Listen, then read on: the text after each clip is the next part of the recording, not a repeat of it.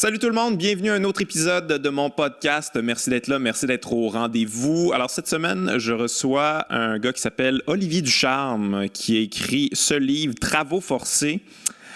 Chemin détourné de l'aide sociale. Donc, on parle de pauvreté aujourd'hui. On va jaser ça avec lui. Lui il est chercheur à l'Observatoire de la pauvreté et des inégalités au Québec. Et pourquoi j'ai invité cette personne-là?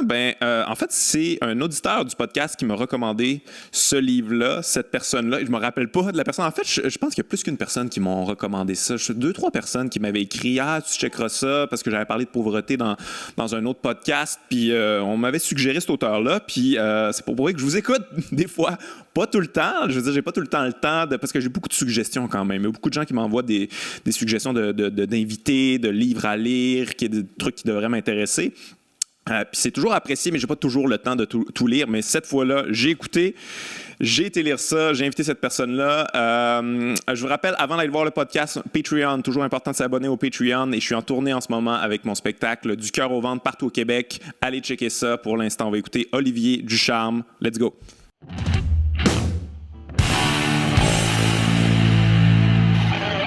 Olivier Ducharme, bienvenue à mon podcast. Merci d'avoir accepté l'invitation. Merci de m'avoir invité. On parle pas souvent des essais. Non, effectivement. C'est parce qu'on les lit pas souvent non plus. Non, mais même en entrevue, on les entend pas souvent. Effectivement. T'en as-tu donné quelques-unes entrevues pour tes essais, non? Pas à Radio-Canada, en tout cas. Non, zéro, OK. Est-ce qu'ils t'ont même pas invité? Non, OK. C'est jamais arrivé. On parle plus de romans. Non, mais c'est intéressant. Moi, je t'ai invité parce que, je te l'ai dit un peu avant le podcast, mais tu sais, moi, je reçois toutes sortes d'invités, des intellectuels, des fois des gens qui ont écrit des essais, puis tout ça. Puis, je pense qu'à un moment donné, je me rappelle plus avec qui exactement on a parlé de pauvreté, puis il y a plusieurs personnes qui m'ont écrit pour me dire comment tu devrais lire ça, Travaux forcés d'Olivier Ducharme, ça va répondre à tes questions, c'est intéressant, puis tout ça. Fait que ce que j'ai fait, je l'ai acheté, je l'ai lu, et j'ai trouvé ça intéressant. Fait que je t'ai invité pour en jaser, pour en parler. Tu peux t'expliquer un peu ce que tu fais? Toi, tu étais chercheur. Chercheur au Collectif pour un Québec sans pauvreté. OK. C'est une organisation nationale. De lutte contre la pauvreté. C'est gouvernemental, ça? Non, c'est vraiment communautaire. OK. Dans chaque région, il y a un collectif régional. OK. C'est-à-dire, on est vraiment partout en province. Puis on s'occupe de lutte contre la pauvreté, de justice sociale, puis de droits sociaux. Comment tu as commencé à t'intéresser à ce sujet-là, la pauvreté? Est-ce que tu es quelqu'un qui l'a vécu, en fait? Quand je suis sorti de l'université, ça fait pas si longtemps quand même, peut-être 2014, j'ai fait un post-doctorat en philosophie. C'est quelque chose que je conseille à personne. Comment ça? Ça sert absolument à rien. Non, mais niveau travail, c'est ça. Mais niveau l'expansion de ton esprit et de ta conscience. Si tu vises pas à rester à l'université, ça sert pas à grand-chose. Ouais. Faire un post-doc. En tout cas, j'avais fini mon post-doc. Je suis déjà déménagé à Montréal. J'ai vécu à Québec, je suis déménagé à Montréal. Puis, j'ai pas trouvé d'emploi pendant assez longtemps. Ouais. Fait que là, tu l'as vécu la pauvreté. Oui, puis là, j'ai fait une demande d'aide sociale.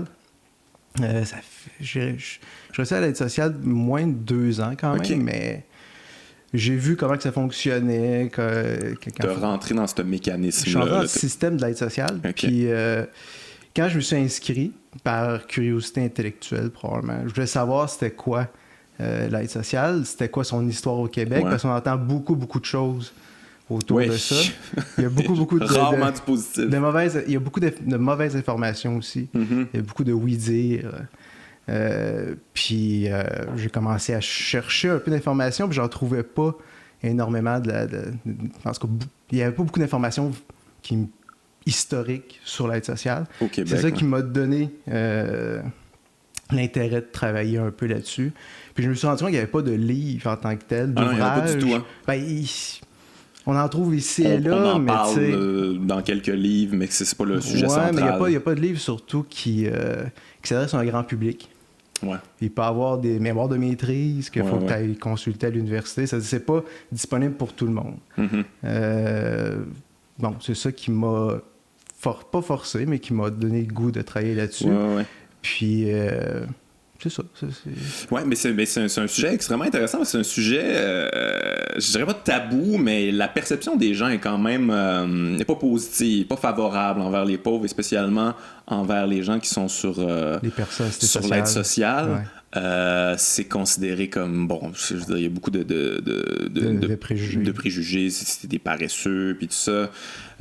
C'était-tu un peu le but aussi de déconstruire ça, ces perceptions-là? Parce qu'il y a un grand problème de perception au Québec, là, puis c'est alimenté par beaucoup de gens. Là. Ouais, les humoristes, entre autres. Moi, j'ai tellement vu de numéros. Là, Peter McLeod, d'ailleurs, je me rappelle, là, comme moi, les BS, j'en donnerais beaucoup plus à ceux qui n'en ont besoin, mais il y en a d'autres qui profitent. Mais ça vient d'où, ça? Moi, j'ai jamais connu ces gens-là qui profitaient de ce système. Les bons pauvres, les mauvais pauvres. Ouais, il y a ça exactement, souvent, ouais.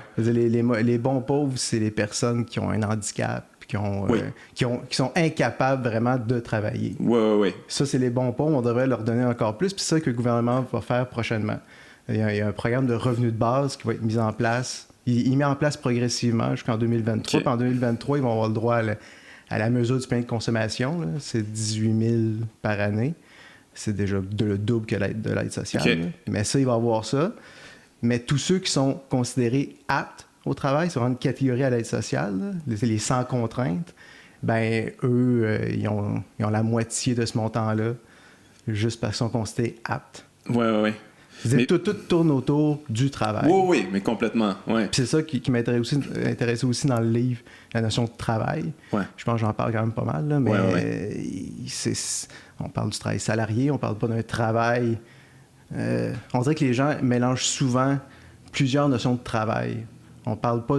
C'est comme si le travail, c'était une libération où tu acquiers quelque chose d'important pour toi, où il y a ça dans le travail, mais en même temps, on oublie que c'est du travail salarié. Puis souvent, le travail salarié, c'est pas là que tu vas t'émanciper réellement. C'est là que tu vas faire quelque chose que tu ne veux pas faire juste pour avoir de l'argent. Il y avait ça aussi qui m'intéressait beaucoup. D'où travaux forcés un peu. Travaux forcés. Et puis moi, en tant que personne d'assistance sociale, j'étais hâte au travail. C'est-à-dire, j'étais pas bien vu pour beaucoup de gens. Il aurait fallu que j'aille me chercher n'importe quel emploi, n'importe quel job. Laver la vaisselle, n'importe quoi. Ouais, fais n'importe quoi. Faut que je bouge, faut que je fasse quelque chose, que je sois en mouvement, faut que je peux pas rester à vivre avec juste l'argent des autres. Parce que c'est souvent ça aussi, c'est vivre avec l'argent des autres, les taxes puis les impôts des personnes qui, eux autres, se lèvent à chaque matin. Ouais. Parce qu'une personne d'assistance sociale se lève pas le matin. Ouais. Elle reste couchée, elle est paresseuse. Mais c'est très, je me fais chier, fais-toi chier. Ah, c'est en plein ça, c'est ça. Okay. C'est difficile à comprendre, ça aussi. Ça. Ouais. Mais c'est comme si on les enviait, sans savoir c'était quoi leur réalité à eux. Mais parlons-en de leur réalité à eux, justement, parce que c'est... Je suis pas au coururant des chiffres, là, mais c'est combien maintenant par mois, là, par mois, c'est l'aide sociale? 669. 669? 669 par mois. Est-ce que ça... Si on ajoute, il faut ajouter les petites grenailles fiscales. Là, ça fait 776 par mois pour une personne seule apte au travail. Mais est-ce qu'il y a eu de l'augmentation à ce niveau-là dans les dernières années? Parce que moi, j'avais comme un souvenir d'il y a longtemps, là, puis c'était 600 que ça augmente pas beaucoup. Là. Non, ça augmente pas beaucoup. Depuis 2018, il y a une augmentation à près de 10 $ par année à l'aide sociale, plus l'indexation. OK. Mais, parce que dans les années 90, il y a eu un 5 ans, de 94 à 98, où il y a un gel d'augmentation et un gel d'indexation. Pourquoi? C'était l'époque péquiste qui cherchait à avoir le déficit zéro et compagnie. Lucien Bouchard. C'est la belle époque des années 90. C'est là qu'il y a eu le plus de monde à l'aide sociale aussi. Ça a été le sommet. C'était en 96, le sommet. Ah ouais. Après, ça a toujours baissé, mais ça, il y a un 5 ans non indexé et non augmenté. C'est-à-dire, quand un montant n'est pas indexé, ça perd sa valeur. C'est-à-dire, qu'est-ce qu'ils font présentement? C'est un rattrapage, oui, mais ça ne va même pas rattraper la perte d'indexation qu'il y a eu pendant 5 ans. Puis après ça a été demi-indexé pendant quelques années. Demi-indexé, super. Puis après ça a été indexé, mais il n'y avait pas d'augmentation. Mais c'est quoi cette chasse-là, cette espèce de persécution-là des pauvres, comme si c'était le problème? Tu sais, j'ai l'impression on va mettre beaucoup de moyens pour aller persécuter ces gens-là quand on met pratiquement pas de moyens pour aller persécuter les plus riches là, qui font des évasions fiscales épouvantables. Là où est l'argent, on se concentre sur... C'est la cible facile, j'imagine, c'est un peu ça. Ils sont vulnérables. Ils sont vulnérables, mais ça, je sais pas pourquoi. Ça, c'est vraiment une question qui qui est sans réponse, on dirait. Pourquoi on s'en prend aux plus pauvres, surtout aux plus démunis? Ils n'ont absolument rien. Ouais. Rien pantoute. On leur donne vraiment des petites piastres comme ça, qu'on leur lance, puis on va vous obliger à faire des choses si vous ne bougez pas. Il y a ça aussi qui est Mais j'imagine que aussi c'est des coupures qui sont populaires dans le sens qu'on en parlait tantôt, la perception, puis c'est pour ça qu'il faut changer un peu cette perception-là. Mais tu sais, c'est bien vu là, de fesser sur les pauvres comme s'ils profitaient de ce système-là. Ouais. Je pense que c'est surtout une mauvaise éducation. Mm-hmm. Ouais. De la citoyenneté puis de la société en général, ça devrait pas être comme ça du tout. On devrait être beaucoup plus solidaire. Puis si on était vraiment solidaire en tant que nation, ben, on n'aurait pas cette perception-là des plus pauvres, c'est sûr. Oui. Revenons-en, comme justement, là, essayons de brosser un tableau là, qui est réaliste de tout ça. Donc environ 700 là, par mois, là, mettons. Là.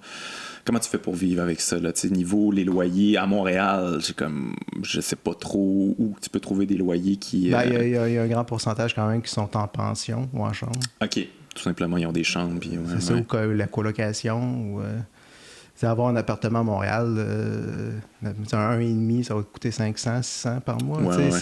Ou à moins que tu aies vraiment un trou. Là. Ouais. T'as pas assez pour vivre. Ouais. De toute façon, c'est... Comme j'ai dit tantôt, je me référais à la mesure du panier de consommation. Ça, c'est un indicateur pour les besoins de base. C'est-à-dire à 18 000 actuellement, c'est le minimum que tu as besoin pour 18 000 pour pouvoir subvenir à tes besoins essentiels. OK. Ça a été étudié, ça a été recherché comme ça environ... C'est Statistique Canada qui calcule ça. C'est 18 000 par année.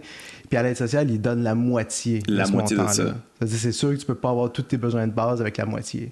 Mais ça, c'est quasiment... j'allais dire insultant, mais c'est un peu genre un incitatif. C'est une incitation à l'emploi. Oui, c'est comme... Pas travailler.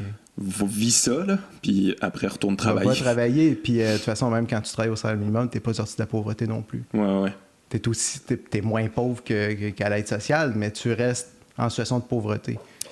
Ben c'est ça, c'est un peu ça le problème aussi. J'en ai parlé un peu avec Rodolphe Deconinck dans mon dernier podcast, mais tu sais, c'est quand ton travail salarié, ça vaut pratiquement rien, puis t'es pas capable de vivre avec ça, il y a aussi une partie de toi qui te dit, mais tant qu'à ça, je vais juste faire ça, pas me faire chier tous les matins, puis mais je vais être en situation de pauvreté pire, mais au moins... Non, l'aide sociale, c'est tellement inconfortable, tu veux pas. Ouais, non, je comprends. C'est pas une option. Ouais. Il faut vraiment que tu sois désespéré ou que tu sois capable de vivre avec presque rien. Mm-hmm. Il y a ça aussi. Moi, quand je l'étais, j'étais vraiment pas riche, puis il fallait pas que je prenne le métro quand j'étais à Montréal parce que j'avais pas d'argent. J'y pense, qu'est-ce que je peux faire de ça? Mais j'étais capable de vivre quand même parce que j'avais aucune dépense. Puis ça me donnait la liberté d'écrire aussi. J'ai écrit le livre pendant que j'étais à l'aide sociale. OK, bon, fait que... Ça me servait à ça. J'avais tout le temps voulu pour écrire. Pour moi, c'est une grande liberté, mais en même temps, ça devrait être ça aussi, l'aide sociale. Si on avait un revenu de base pour tous, ça donnerait la liberté à chacun de choisir qu'est-ce qu'elle veut faire, la personne. Mm-hmm. Et non pas l'obliger. Parce qu'on a vraiment une obligation, c'est le marché du travail, c'est aller travailler. Même si t'aimes pas ça. Ouais. Puis ça, pour moi, c'est un grand problème actuellement, puis depuis longtemps. Oui. Mais justement, tu dis depuis longtemps, mais est-ce que ça a toujours été ça, le projet du filet social, de l'aide sociale, que ça soit le plus bas possible pour le marché du travail? On n'a jamais eu une vision un petit peu plus élargie, un petit peu plus intelligente? Depuis le début. Puis en plus, ça fait 50 ans cette année. 50 ans? La loi d'aide sociale. Okay. C'est le 2 décembre 69 qui a été adoptée. OK. Ça fait 50 ans. Puis après ça a été mis en vigueur seulement le 1er novembre 70. On est dans le 50e en ce moment pour l'aide sociale. OK. Puis j'ai quand même travaillé pas mal cet automne sur ce sujet-là. J'étais allé regarder les articles de journaux qui sont sortis depuis 61 jusqu'à 69 pour faire vraiment un portrait, parce que ça, encore là, c'est pas des choses... C'est des choses que j'ignorais parce que j'ai pas vu... Il y a personne vraiment qui travaille ce sujet-là. Puis, qu'est-ce que je me suis rendu compte, c'est qu'un des termes qui était vraiment utilisé souvent par le gouvernement, c'était la réhabilitation. des personnalités sociales. La réhabilitation. Comme si tu avais eu un accident de char. Ben, c'est ça. On va réhabiliter quelqu'un pour qu'il puisse aller sur le marché du travail. C'est soit la réhabilitation ou la réadaptation. OK.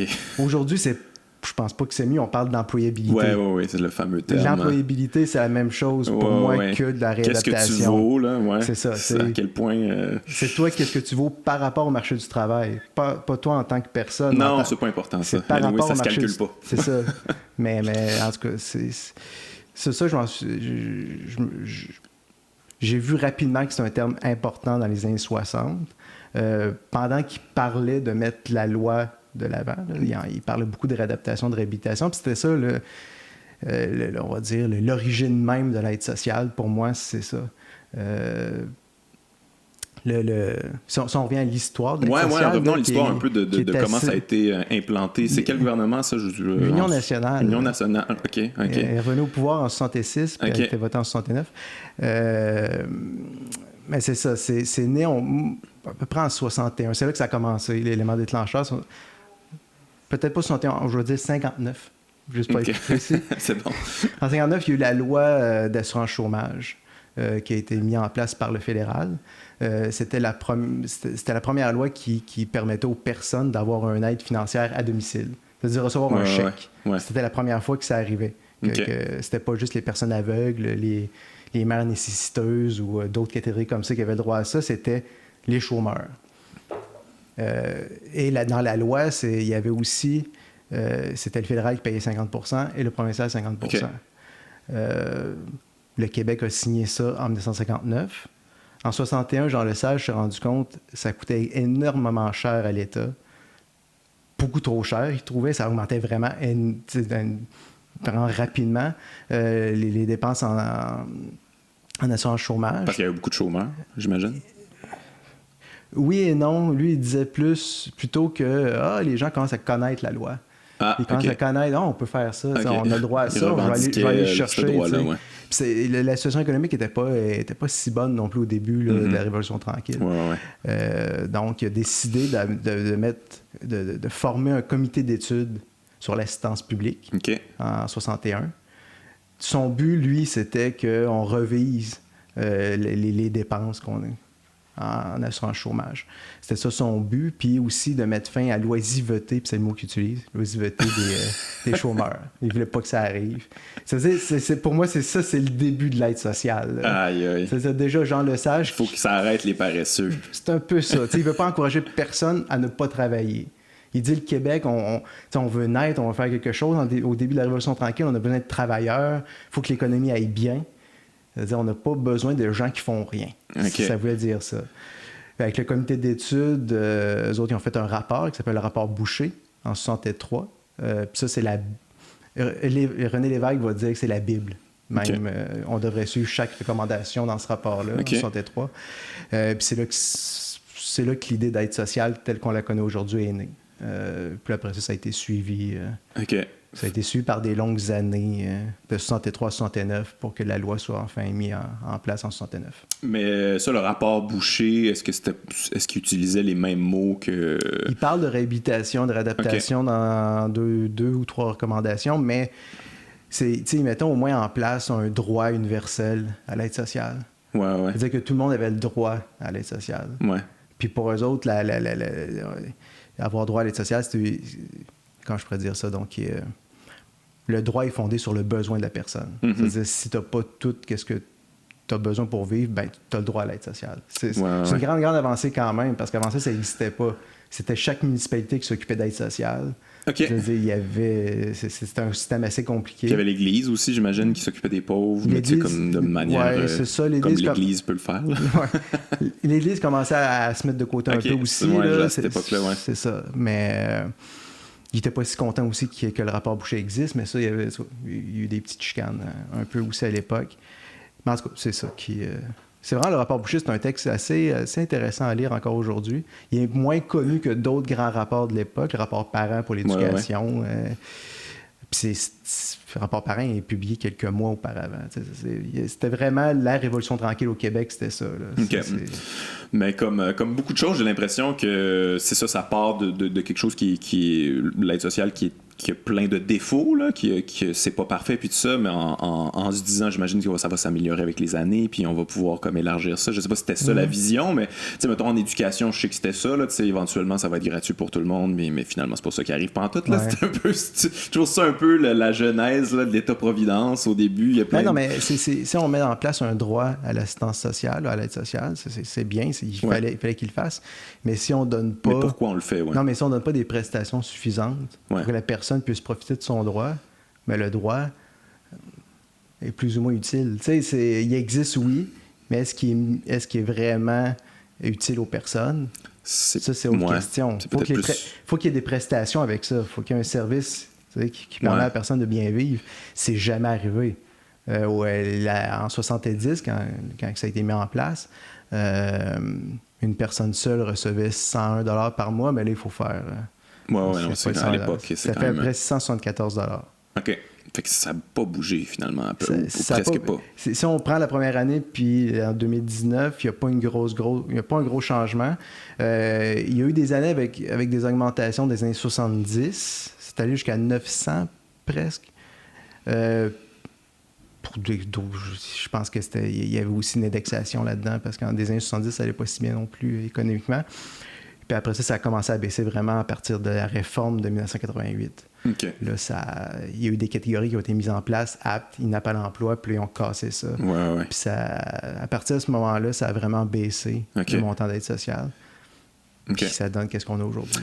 Je trouve ça intéressant dans ton livre parce que ça, c'est quelque chose que je n'étais pas nécessairement au courant. Tout ce qui est l'État-providence, l'éclosion de l'État-providence, au Québec, on était un peu résistant à ça. Le reste du Canada est un peu plus en avance que nous. Je pense à l'époque du Plessis qui ne voulait pas vraiment rien savoir de ça. Je trouve que ça montre, on a un petit fond conservateur quand même. J'ai quand même l'impression que les Québécois, on se voit comme très progressistes, comme très filet social, le modèle québécois, blablabla. Mais finalement, quand tu regardes, il y a un petit fond, tu sais, c'est pas si saugrenu que la CAQ soit au pouvoir aujourd'hui. Je sais pas si tu vois ça comme ça aussi, mais j'ai l'impression que c'est ça. On a une certaine résistance qu'on a comme oubliée. On a comme peut-être romancé un peu notre passé par rapport à... on se souvient beaucoup plus de la Révolution tranquille. On a mieux se souvenir de ça comme c'était la grande époque. C'est une époque extraordinaire, tu sais. En regardant qu'est-ce qui s'est passé à l'époque. Bon, on peut mettre pas mal de bémols partout, là, sur toutes les grandes réformes. Pour moi, ça a été des réformes à moitié. On a tout fait ça à moitié. On était content de même. Tu sais, l'éducation, c'est presque gratuit pour tout le monde. Peut-être qu'on va le faire après, mais ils le feront pas. L'aide sociale, c'est une réforme qui est à moitié aussi. Et si tu donnes, comme je disais, des prestations suffisantes, le droit va avoir une plus grande valeur. Pour la santé aussi. C'est-à-dire, c'est toutes les grandes réformes qu'on a eues, c'était bien, puis il fallait que ça se passe, mais en même temps, la Révolution tranquille, je pense peut-être que ça va être avec le temps aussi qu'on va être capable de voir ça a été quoi les réels résultats de tout ça. Là.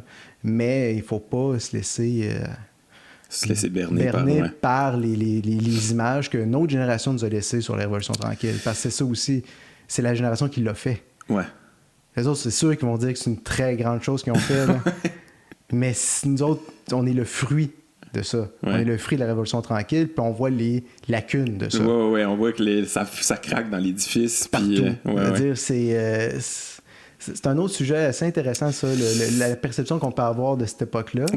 Puis je pense qu'il y a plusieurs ouvrages, plusieurs essais qui ont le même constat là-dessus.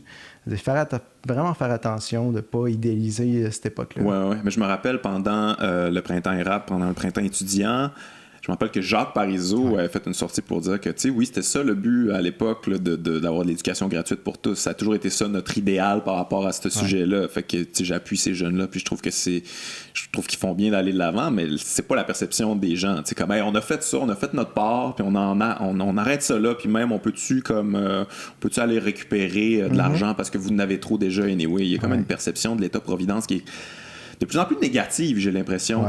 Oui, aujourd'hui, ça fait longtemps, je pense, depuis les années 80 que l'État-providence est en péril. On n'est pas à l'aise dans l'État-providence au Québec, j'ai l'impression. Les gouvernements qu'on a eus, ils n'ont pas poussé dans cette direction-là. PQ, les années 90, même des années 80, il était plus... économique, puis à droite, on a le PLQ qui est... On a connu qu'est-ce qu'on a connu avec eux autres, puis après ça, on a la CAQ. C'est-à-dire... ça s'en va pas en s'améliorant. Pas mal égal, je trouve, là. Une petite descente tranquille. Ouais. Mais c'est ça, pour la Révolution tranquille, dans mon livre précédent sur Pierre Perrault, À bout de patience, pour moi, c'est un livre un peu... C'est une critique de la Révolution tranquille aussi, puis Perrault réussit, on dirait, à montrer c'était quoi l'envers de ça. Quand je parle de dépossession, lui, il allait sur le territoire. Il allait voir le vrai monde, qui vivait les vraies affaires. Là. Mais il allait voir des gens qui étaient dépossédés de leurs moyens d'existence. Là. À Île aux Coudes, je sais qu'à Île aux Coudes, on aime ça juste penser à Pour la suite du monde, le premier volet de la trilogie, mais le troisième volet, les voitures d'eau, on voit plutôt la dépossession de l'île. Elle perd son moyen de production avec les bateaux de fer. C'est-à-dire, c'est des étrangers qui viennent pour livrer le bois de pulpe. C'est-à-dire, ils se font vraiment déposséder de qu'est-ce qu'ils ont. Là. Après ça, ils vont en Abitibi, ils montent à peu près le même problème. Puis après ça, dans les années 70, il va aussi voir les Amérindiens, qu'eux autres, ils ont été dépossédés de tout. Là, complètement, oui. Mais tu sais, lui, il va sur le territoire, puis il montre que même si la Révolution tranquille a voulu se dire maître chez nous, puis on va vraiment s'approprier nos propres choses, il montrait que sur le territoire, c'était pas vrai. C'était vraiment de la dépossession du territoire qu'on avait. Complètement. Ce modèle-là, il est appliqué partout en plus. C'est comme en agriculture ou quoi que ce soit. C'est ça qui monte. En Abitibi, tu peux plus vivre de ta terre. Juste de ta terre. Il fallait que tu aies des plus gros tracteurs, il fallait que tu vendes plus de choses. Tu peux plus vivre comme avant avec ce modèle-là. Donc, je trouve que Perrault le montre assez bien dans ses documentaires, puis lui-même était assez critique envers la Révolution tranquille. Là. Il dit pour lui, on a défoncé des portes déjà ouvertes. Là. C'était pas... Il faut mettre beaucoup de bémols, puis il y a certains auteurs qui ont réussi à critiquer la Révolution tranquille, même des gens à cette époque-là, puis il y a encore du travail à faire, je pense. Tu trouves-tu que ça choque assez les gens, en fait, justement, cette espèce de dépossession-là, puis qu'on se contente de ce qui était une révolution tranquille au Québec, là, comme ça n'a pas été... Il n'y a pas eu de couteau entre les dents pour ça, en plus, qui n'est pas nécessairement parfait non plus. C'est-tu un manque d'éducation chez les Québécois de voir que finalement, on est dépossédé de notre territoire, dépossédé de nos moyens? Je pense que on ne sait juste pas. On n'en parle jamais. Des fois, on parle des mines. On entend qu'on a pas de redevance pour les grandes compagnies minières. Les minières sont aussi une fois par année à peu près, mais on dirait que ça choque pas assez. Ouais, mais ça, en même temps, je veux dire, les gens sont pas choqués des mines. Le plan Nord, ils vont dire « Yeah, let's go! » Non, c'est ça, mais qui va développer le plan Nord? C'est pas nous. C'est pas l'argent des Québécois. Avoir des petites redevances. C'est ça. Il va falloir nettoyer après, mais c'est pas grave. C'est ça, mais le problème est là, c'est qu'on sait même pas qui vient investir sur notre propre... Puis c'est le même depuis les années 60. Là. Dernièrement, je lisais des livres de Pierre Vallière, ses essais des années 70, puis il dit on peut bien être indépendant, mais on va être encore dans l'impérialisme américain. Qui a le capital, c'est pas nous, c'est les Américains ou c'est d'autres. Il parlait déjà de multinationales étrangères, Vallière. Mais tu sais, c'est ça qu'on vit encore actuellement. Ça n'a pas changé. Puis le gouvernement, il pousse en direction-là aussi. On a besoin d'investissements étrangers. On est prêt à le faire. Puis, c'est ça, on est trop niaiseux pour faire ça nous-mêmes. Puis moi, je suis d'accord avec toi que l'indépendance, ça doit venir avec reformer la manière qu'on a fait la société au complet, là, de se reposséder tout ça, puis de se donner un projet de société, puis que ça soit pas ça la fin et l'aboutissement du projet, l'indépendance, de devenir une espèce de pays américanisé nono. Là. C'est ça, je pars de l'indépendance avec Lucien Bouchard. Ça a failli arriver. Ça a failli arriver, mais c'est non, mais ça, en même temps, moi, ma position là-dessus, c'est comme, peu importe de quelle manière, avec qui ça va se faire l'indépendance, après ça va peut-être être plus facile de overthrow ce gouvernement-là, puis de reprendre possession de ça. T'sais, plus c'est petit, plus ça doit être... Je veux dire, mettons, en Islande, là, c'est pas si petit là, que ça a été possible des petites révolutions. Bon, ça, c'est très, très petit. Là. Mais quand c'est trop gros, je veux dire, mettons, quand tu veux reprendre possession du Canada, là, ça va être plus tough, mettons. C'est ça ma vision des choses, mais c'est pas très fédérateur comme projet quand ça vient de ce genre de personnes-là. Ouais. Moi, j'aurais pas l'indépendance avec n'importe qui. C'est ça. Je comprends. Je respecte ça. Comme plusieurs intellectuels des années 70, ça va avec le socialisme. L'indépendance va avec le socialisme. Il faut changer notre modèle économique. Sinon, pourquoi? Si on veut être indépendant. Sinon, on va demeurer la même chose qu'on était. Ouais. On est vraiment à merci du financement extérieur. Puis, Je me rappelle de Noam Chomsky, justement, qui avait parlé de l'indépendance du Québec. Il était comme, pourquoi vous voulez faire ça? C'est mondialisé de toute manière. Puis il va falloir être dans cette espèce de libre marché-là. Fait que, whatever, restez là. Ça change absolument rien. C'est ça. Mais, il n'y a pas tort. C'est quand même déprimant de voir ça de même, par exemple. Ça fait déjà 50 ans que c'est comme ça. Ouais.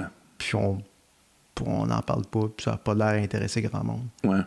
Hey, revenons à l'aide sociale, parce que je me demande, c'est sûrement au courant de ça, y a-t-il des endroits dans le monde où c'est bien fait, c'est plus équitable, ça a été pensé de manière un petit peu plus intelligente, un petit peu plus humaine? C'est difficile de faire des comparaisons avec d'autres pays parce que souvent ils ont un autre système que le nôtre. C'est sûr. Parce qu'il y a deux grands systèmes d'aide sociale. Là. Il y a le système, on va dire, européen, puis il y a le système anglais. Ça, j'en parle un peu dans le livre aussi. Là. Il y a le régime assistentiel puis le régime assurantiel. C'est deux choses différentes. Assurantiel, c'est ce qu'il y a en France en ce moment, en Allemagne. C'est-à-dire une personne, comme pour une assurance. C'est-à-dire que tu as mis de l'argent de côté pour ça. Puis si tu perds ton emploi puis que tu as besoin, ben là, tu vas avoir droit de l'argent. Tu as cotisé, mais c'est ton argent finalement. Tandis que assistentiel, c'est le modèle anglais. Qui vient de la Deuxième Guerre mondiale, un peu après la Deuxième Guerre mondiale, c'est que tu as le droit à de l'aide sans avoir cotisé. C'est une aide inconditionnelle et universelle. Si tu es un être humain, c'est ça. Tu as droit à partir de ta dignité même d'être humain, tu as le droit à une aide financière de la part de l'État. Puis ça, c'est le modèle qu'on a repris au Québec. C'est pour ça que c'est plus difficile de faire des comparaisons. Mais il n'existe pas encore aujourd'hui de revenu minimum garanti nulle part dans le monde. Nulle part dans le monde? Ça n'existe pas? Ça n'a jamais même été réfléchi. Ça a été réfléchi, mais à ma connaissance, il n'y a pas de pays qui les pays scandinaves là, qui sont toujours en avance, là, puis font toujours des affaires cool. Ils n'ont pas essayé ça, eux autres? Je ne veux pas dire une niaiserie, mais je pense pas. Je pense pas que c'est arrivé. Il y a eu beaucoup de tests. On fait des tests. Même, je pense que Québec solidaire voulait faire ça aux dernières élections. Si on fait des tests, voir ça fonctionne. Test, OK. Quel test? En tout cas, c'est toujours une question que je me pose. Là, dans un laboratoire avec des souris. Ils vont avoir des revenus minimum garantis. Comme on a fait en Ontario dernièrement, c'est-à-dire ils ont pris une population, ils ont donné de l'argent, puis pour ça, quand Ford est arrivé au pouvoir, ils ont mis une cash là-dedans, puis ça a arrêté, parce que ça, c'est une autre affaire. Mais il y a eu souvent des tests qui ont été faits comme ça avec la Les observés sont-ils plus heureux, ces gens-là? On peut voir s'il y a des différences avant ou après. Si tu leur donnes plus d'argent, ils vont probablement avoir plus de facilité à se trouver un emploi aussi. Ouais. Parce que c'est une des choses, si tu aides une personne, mieux, elle va moins courir après, pour subvenir à ses besoins. Ouais. Elle va être capable d'être plus libre de faire ce qu'elle veut aussi. Puis quand tu as plus de liberté, on dirait que ça va mieux. Ouais. Peut-être que tu vas aller chercher un emploi plus facilement, puis ça va être plus facile. Plus que t'aides les gens, plus... Ah, mais c'est sûr et certain. Comme quand t'es juste dans la survivance, là, finalement, t'essaies juste de par tous les moyens, tu prends pas du temps pour justement peut-être t'éduquer, développer un nouveau champ d'expertise, comme un nouveau domaine qui t'intéresse, des loisirs qui t'émancipent, qui font en sorte que t'es une personne plus complète. Mais ça, en même temps, c'est un peu dans la perspective du travail aussi, là, ça peut être vu comme ça aussi, là, t'sais. Ouais, mais le but en ce moment, c'est qu'il n'y ait plus personne pauvre. Ouais. C'est ça le but, c'est-à-dire on va y aller comme on peut. Là. Fait que peux-tu expliquer ça un petit peu, le revenu minimum garanti? Quoi ce projet-là? Comment ça pourrait fonctionner? De quelle manière on pourrait instaurer ça? Comme je disais tantôt, il y a un programme de revenu de base qui est mis en place par le Québec. Ça a été adopté en 2018. Puis là, c'est super compliqué comme tout ce qui est à l'aide sociale. La loi a été adoptée, mais on n'a pas de règlement qui va avec la loi. OK. Parce qu'avec chaque loi, il y a un règlement. La loi, c'est l'ossature, on va dire, puis le règlement, il donne tout le reste. Okay. Les montants, le temps que tu vas passer avant d'avoir le montant. Tout ce qui est intéressant est dans le règlement, puis ils n'ont pas sorti le règlement encore. OK. C'est en travail ou? Il paraît. Il y a quelqu'un qui travaille là-dessus. Il paraît. Quand il y a le temps. Oui, c'est ça. Puis, c'est quel gouvernement qui a instauré cette loi-là? Libéral. Le Parti libéral de un bon vieux Jean? Ou, non, Philippe Couillard? Philippe Couillard avec son ministre François Blais. OK. qu'on aime beaucoup. Il n'est plus là, tant mieux. Il s'est fait battre aux élections. Mais c'est ça, le programme de revenu de base, ça va permettre aux personnes avec contraintes sévères à l'emploi qui ont été... parce que juste pour mettre ça en place, là, parce que c'est compliqué. Oui, on a le temps. Pas à l'aide sociale, mais il y a la loi sur l'aide aux personnes et aux familles. Ça, c'est la loi qui gère l'aide sociale, qui gère la solidarité sociale, puis Objectif Emploi. Parce qu'il y a 3 programmes différents d'aide. Okay. Tu as l'aide sociale, qui est réservée aux personnes aptes à l'emploi.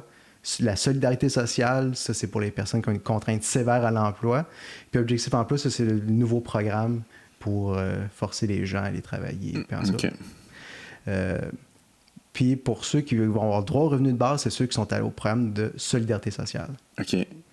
C'est-à-dire qu'ils ont une contrainte sévère à l'emploi. Okay. Mais il faut que la personne ait été 5 ans et demi consécutifs dans ce programme-là pour avoir droit au revenu de base. Il faut que tu ailles baver un peu. Il faut que tu aies de la broue là, sur le bord. Là, avant que tu aies droit à ça, il faut que tu aies 5 ans et demi. Et il ne veut pas prendre de chance. Viens me montrer si tes ongles sont sales là, comme il faut. Puis en plus, pour avoir droit à une contrainte sévère à l'emploi, c'est compliqué. Ah ouais. Il faut que tu aies un médecin, il faut que tu fasses un papier. Après ça, c'est le ministère qui va décider si oui ou non tu es considéré comme si tu as une contrainte sévère à l'emploi. C'est 50% des personnes qui réussissent à l'avoir. Okay. Dire ça, déjà, c'est compliqué. C'est difficile. C'est ça. Le revenu de base, ça va permettre à une personne avec contrainte sévère à l'emploi d'avoir 18 000 par année. D'avoir le minimum pour... Tout ça pour ça. Tout ça pour ça, mais c'est quand même une augmentation importante par rapport aux autres. Oui, non, mais c'est sûr et certain, mais tu sais, c'est quand même... mais au collectif, nous autres, c'est tout le monde aurait le droit à la MPC au moins. Là. C'est le minimum. Mais là, ça va être ceux qui ont une contrainte sévère à l'emploi. Mais ça va être mis en place jusqu'en 2023. C'est compliqué. Tout ce qui est à l'aide sociale est excessivement complexe. Juste, on dirait, pour que les gens y aillent pas. Ouais. Qui trouvent, ça me tente pas de remplir ça. Surtout quand tu es dans une situation difficile ou tout ça, ou que des fois tu es en détresse psychologique, tu n'as pas envie de remplir 46 000 affaires, puis de toujours prouver, puis de te sentir humilié aussi à quelque part. Je lisais là-dedans qu'il y a des... Je sais pas si c'est encore en place, mais il y a des systèmes de délation, puis tout ça. C'est encore en place, ça? Tu peux genre stouler ton voisin. Il y en a beaucoup quand même. Je pense que c'est 12 000, est-ce que je me souviens bien? Ça se peut. Ça, je le dis à la fin d'un chapitre, là, mais il y a beaucoup de délations. Puis tu sais, c'est facile de dénoncer quelqu'un. Tu vois, sur Internet, là, il pousse presque à le faire. OK. Là, tu peux téléphoner sans dire ton nom. Tu sais, c'est anonyme pour dénoncer ton voisin qui t'aime pas. Puis ça, c'est pris au sérieux. Ben, probablement ils regardent par la suite, oui. OK. S'ils peuvent couper quelqu'un, ils vont le faire, mais... Mais c'est ça, en même temps, je veux dire, quand tu touches tellement peu de revenus, c'est sûr là, qu'on the side, tu vas essayer de faire une petite job au noir ou essayer de te débrouiller, de bidouiller quelque chose pour boucler la fin du mois. Je veux dire, c'est un petit peu... C'est inévitable. Puis après ça, il y a un système de délation pour dénoncer c'est quand même un servicieux épouvantable de honte, d'humiliation, puis d'hypocrisie, puis de trahison. Là, parce qu'à l'aide sociale, tu as droit à 200 $ de revenus d'emploi par mois.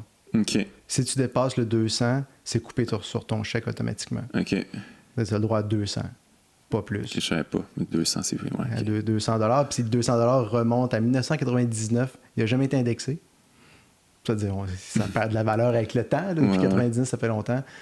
C'est même les gains de travail permis ont baissé avec le temps. Okay. Mais on doit à 200 $, puis vraiment, c'est coupé par la suite sur le chèque. C'est-à-dire, si tu gagnes $1, il te coupe $1.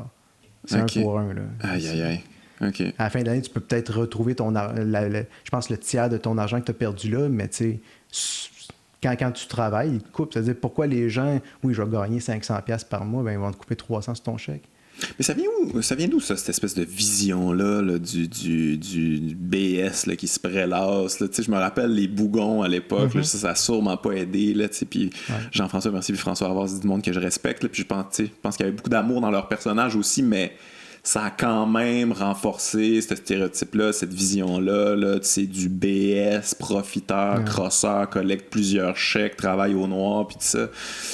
Tu penses-tu que ça vient un peu de là, cette vision-là, que ça profite, là, ça profite du système? Là. Il y en a qui se prélassent, ils se pognent le beigne, puis ils sont bien contents, sont bien heureux. Ils boivent leur petite bière. Puis... Ben, c'est l'image qu'on a, là. Même encore aujourd'hui. Puis c'est une image qui colle. Qui colle, mais en même temps qui revient à chaque génération.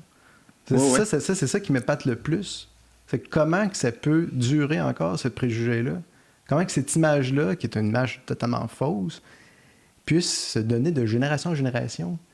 Qui éduque les enfants pour qu'ils pensent comme ça? Tu sais, je sais pas où... Ouais. On dirait que c'est une espèce de légende urbaine que les gens aiment bien se raconter. En fait, tu sais, moi, je viens de Québec. Là, j'ai grandi à Québec, t'habites Québec. Puis je me rappelle quand j'étais jeune, André Arthur à radio, il parlait souvent de ça. Là, tu sais, les BS profiteurs. Puis ça. Puis il faisait des reportages là-dessus. Puis là, il y a du monde qui appelait. Puis ça.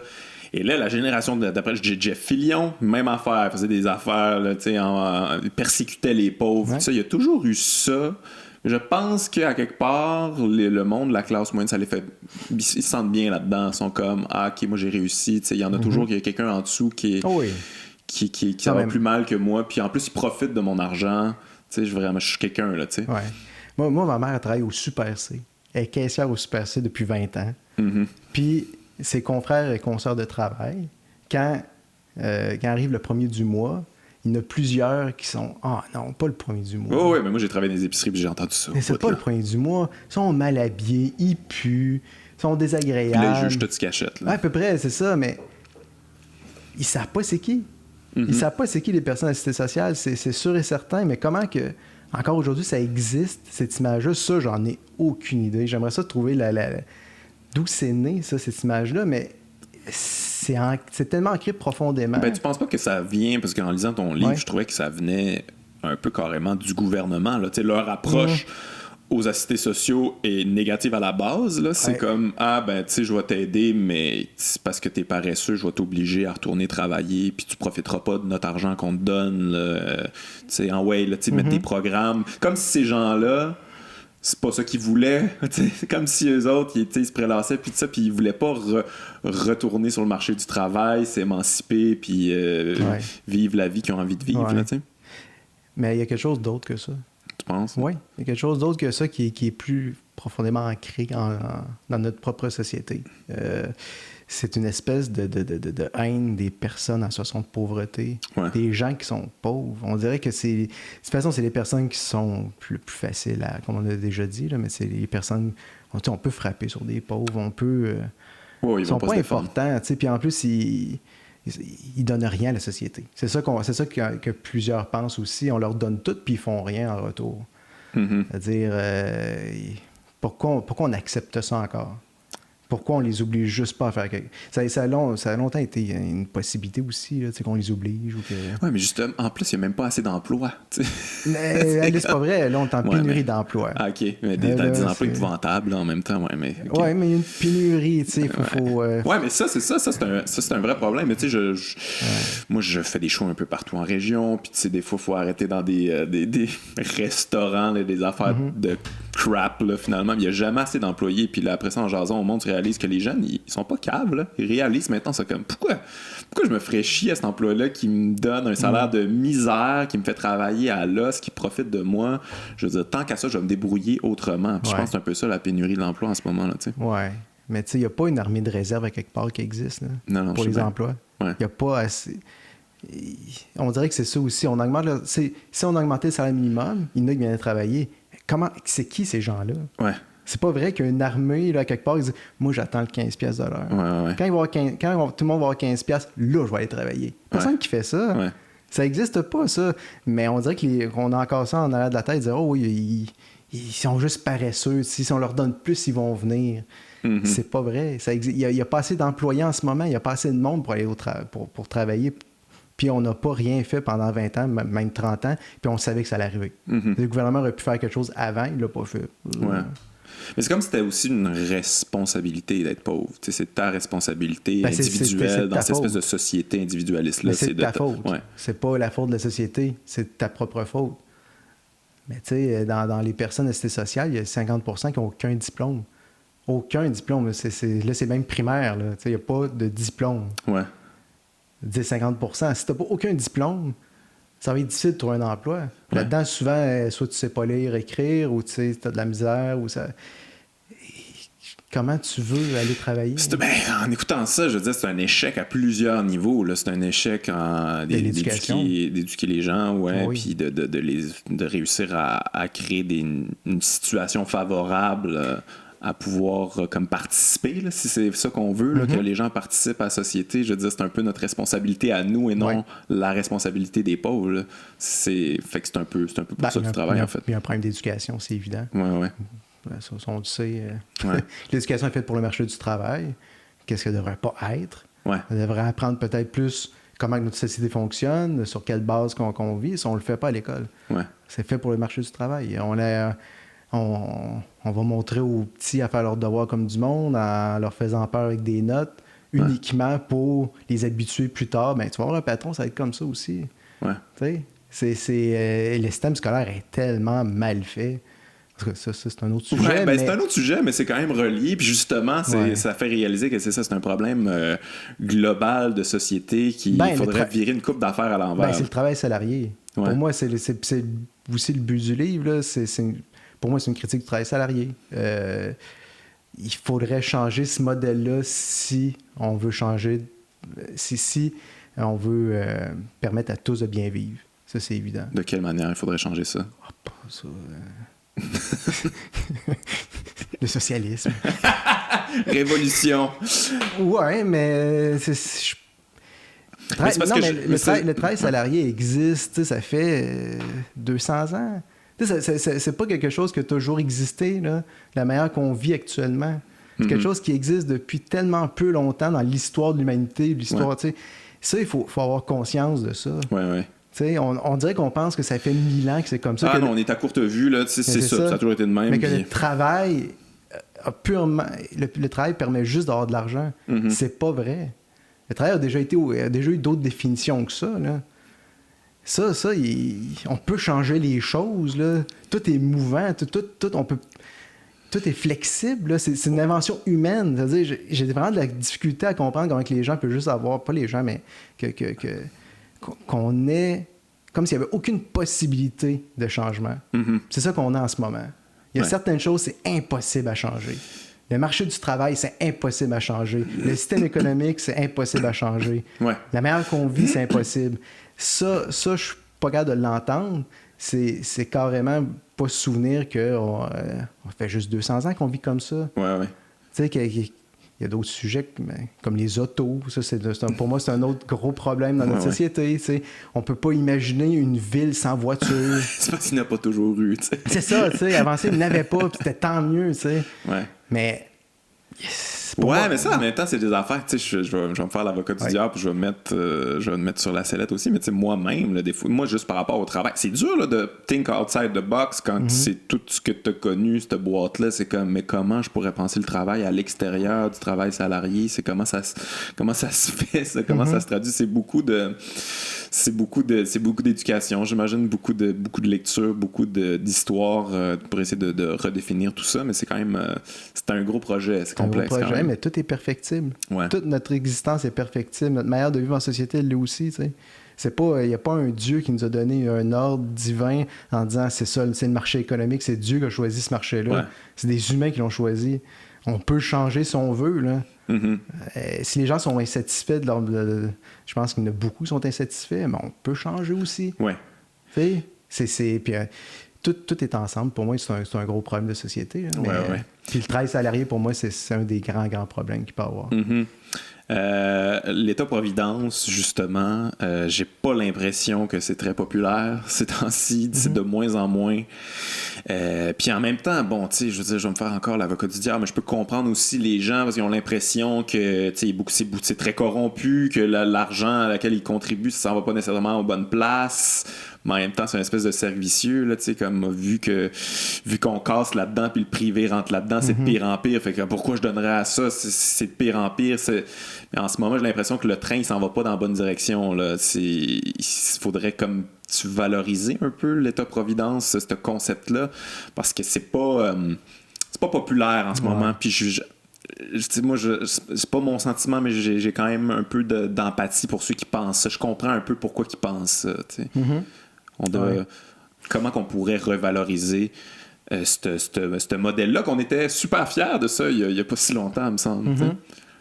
Ben, je explique un peu ça dans la partie qui parle de solidarité dans le livre, là, le concept de solidarité et d'inconditionnalité. Il faudrait avoir vraiment une base, quelque chose vraiment, tu sais, quelque chose qu'aucun gouvernement peut changer, que, tu sais, on peut... Quelque chose de solide. Quelque chose de solide, vraiment pas juste un filet, mais quelque chose de vraiment solide, là, tu sais. Dire que tout le monde puisse vivre normalement, tu sais, pouvoir manger, s'habiller, se loger, être éduqué, être en santé. C'est-à-dire, ça serait une base que, tu sais, aucun gouvernement peut changer. Il y a un fonds d'argent qui est toujours fait juste pour ça, puis qu'on y touche pas. Ça, il me semble qu'il devrait avoir ça. On l'a même pas actuellement. Mais j'ai l'impression que les gens pensent qu'on l'a, en fait. Il y a un peu de ça. Ouais. J'ai l'impression que l'éducation, c'est accessible à tous, puis l'aide sociale, puis tu sais, il y a plein de programmes mis en place. Mais que tout ça soit détaché soit de l'entreprise privée, ou soit du marché de l'emploi. C'est-à-dire que l'éducation soit pas le club école du marché du travail, puis que le système de santé soit pas... qui n'est pas le cancer de l'entreprise privée là-dedans aussi, et que l'aide sociale soit pas aussi reliée avec le marché de l'emploi, qu'il soit totalement à part en disant ça n'a pas rapport avec le marché de l'emploi, les gens qui en ont besoin, c'est pas des travailleurs, c'est autre chose. On va aider les gens uniquement à vivre parce que c'est des êtres humains qui ont une dignité. Puis qu'on doit les aider de manière inconditionnelle, qu'il n'y ait pas de condition de donner « Oh, on va te donner ça, mais il va falloir que tu fasses ça en retour. » Ça a toujours été la mentalité aussi. Très mafia. Très mafia ou c'est un investissement. On met de l'argent dans quelqu'un, c'est un investissement. Après ça, il va nous rapporter. C'est quoi ce calcul-là? J'ai de la misère à comprendre aussi, mais j'essaie de le montrer aussi dans le livre. Parce qu'on a toute une valeur inconditionnelle en tant qu'être humain. C'est pas une valeur qui est calculée par le capital. Mais ça, justement, tu parles de dignité. Ça me fait penser que si tu dis dans le livre que la dignité humaine, c'est selon le travail qu'on va obtenir notre dignité, ce qui devrait pas être le cas. Mais tu parles aussi des mots qui sont beaucoup récupérés par le capital. J'avais pris en note, c'est quoi les mots que tu disais?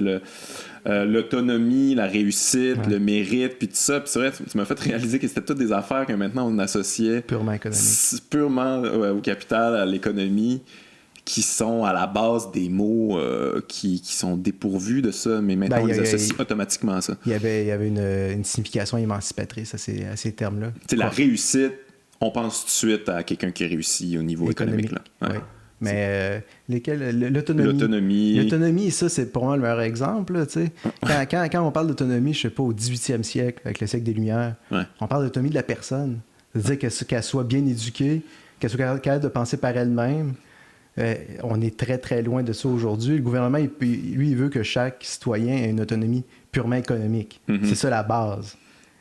On a perdu la signification émancipatrice, là, la signification qui donnait une liberté à la personne. Ça, pour moi, c'est le meilleur exemple. Ça n'a aucun sens. C'est fou. C'est très orwellien, là, finalement. C'est ça qu'on utilise ce terme-là pour... c'est l'autonomie économique qui est première, puis le reste, c'est moins important. Que la personne soit libre, qu'elle pense par elle-même, qu'elle soit heureuse. Après qu'elle ait travaillé, peut-être, mais qu'elle ait travaillé, puis ça va être correct. Le capitalisme dévalorise l'être humain là, en général. Là. C'est pas mal la tangente de ce que tu comprends. Mais c'est déprimant. Comme réaliser qu'on est conditionné malgré nous. Là, comme moi, en lisant ça, je réalisais que, moi aussi, mon cerveau, il est gearé de cette manière-là. Là. Je m'en rendais pas nécessairement compte, mais il y a plusieurs mots ils m'appartiennent plus. Ils appartiennent plus à leur signification. Ça a été récupéré par le capital, puis c'est des outils pour me manipuler à quelque part. Puis... je sais pas si c'est pour manipuler ou c'est juste pour enlever... je sais pas. C'est un peu une sorte de manipulation. Là, quand tu te faisais, t'es-tu autonome, puis tu fais comme, OK, mais tout de suite, ça vient par rapport à l'argent, puis tu veux être autonome dans la vie. Là. Tout le monde veut être autonome dans la vie. Tout le monde veut mériter une certaine dignité, puis tout ça. Fait que si c'est associé à travailler, à faire de l'argent, ça fait c'est sûr, tu vas y aller. Là. Tout le monde veut être heureux, tout le monde veut ces qualités-là, entre guillemets, ces qualificatifs-là. Fait que tu vas aller vers ce qui te les donne. Mais si ça a été récupéré par le capital, je veux dire... tu vas te sentir obligé. Là, moi, je me sens obligé là, d'envie de travailler et de me valoriser par ça. Là. Mais c'est voulu. Là, c'est pensé comme ça. Mais qu'est-ce qui est premier? le bonheur de la personne, sa liberté intellectuelle ou morale, ou aller travailler. Tu sais, c'est ça aussi, là. On a oublié qu'est-ce qui est premier pour l'être humain, là. Ouais. On a vraiment détourné la signification de plusieurs termes qui étaient émancipateurs pour en faire purement des termes économiques. Ouais. Moi, je le réalise à travers les années parce que c'est quand même des thèmes que j'essaie de mettre l'avant, là, de s'émanciper en tant qu'être humain et puis tout ça. Et c'est vraiment pas bien reçu, en fait. Ça, c'est quelque chose qui me surprend à chaque fois. Puis je comprends aussi en même temps quand t'es dans cette roue-là, puis toi, dans ta vie, toi, tu t'es abandonné, tu fais pas de lecture, tu t'informes pas sur rien, t'essaies pas de développer des loisirs, de la créativité, puis tu t'as pas le temps. Tu fais juste travailler. Ben, à un moment donné, c'est ça que tu vas valoriser aussi chez les autres, puis tu vas être en crise si c'est pas ça qu'ils font, tu sais. Tu vas considérer que ceux qui, c'est des pelleteux de nuages, sont en train de penser à des affaires inutiles. Va travailler, c'est ça que je fais, puis si tu le fais pas, ben c'est comme si tu m'insultais à quelque part mon mode de vie. C'est quelque chose c'est délicat en même temps, comme revaloriser ça chez les gens. C'est absurde parce que c'est quand même, l'être humain, ça devrait être la base, de nos ambitions, c'est d'être heureux puis de s'émanciper en tant que personne, en tant qu'individu, en tant que personnalité, non? Ben, si on vit en démocratie, ce serait supposé être ça. Ouais. On vit pas vraiment en démocratie. Ça, c'est un autre concept. Non, mais... Ça, c'est une affaire qui me fait capoter à chaque élection, comme se faire à croire que c'est ça la démocratie, choisir un maître. C'est capotant. Je lisais le livre de Francis Dupuis-Desrous. Ouais, que j'ai reçu ici. C'est ça. J'ai lu son livre sur la démocratie, là, sur le concept de démocratie, que j'ai lu aussi, qui est vraiment, vraiment bon, mais à chaque élection, c'est ça, tu dis, il n'y a personne qui s'en rend compte, qu'on est en train de délire. Tu sais, on donne tout le pouvoir à un groupe de personnes. Ils vont pouvoir faire qu'est-ce qu'ils veulent, à peu près, pendant 4 ans. Ouais. C'est extraordinaire. Je ne sais pas comment on est arrivé à faire ça.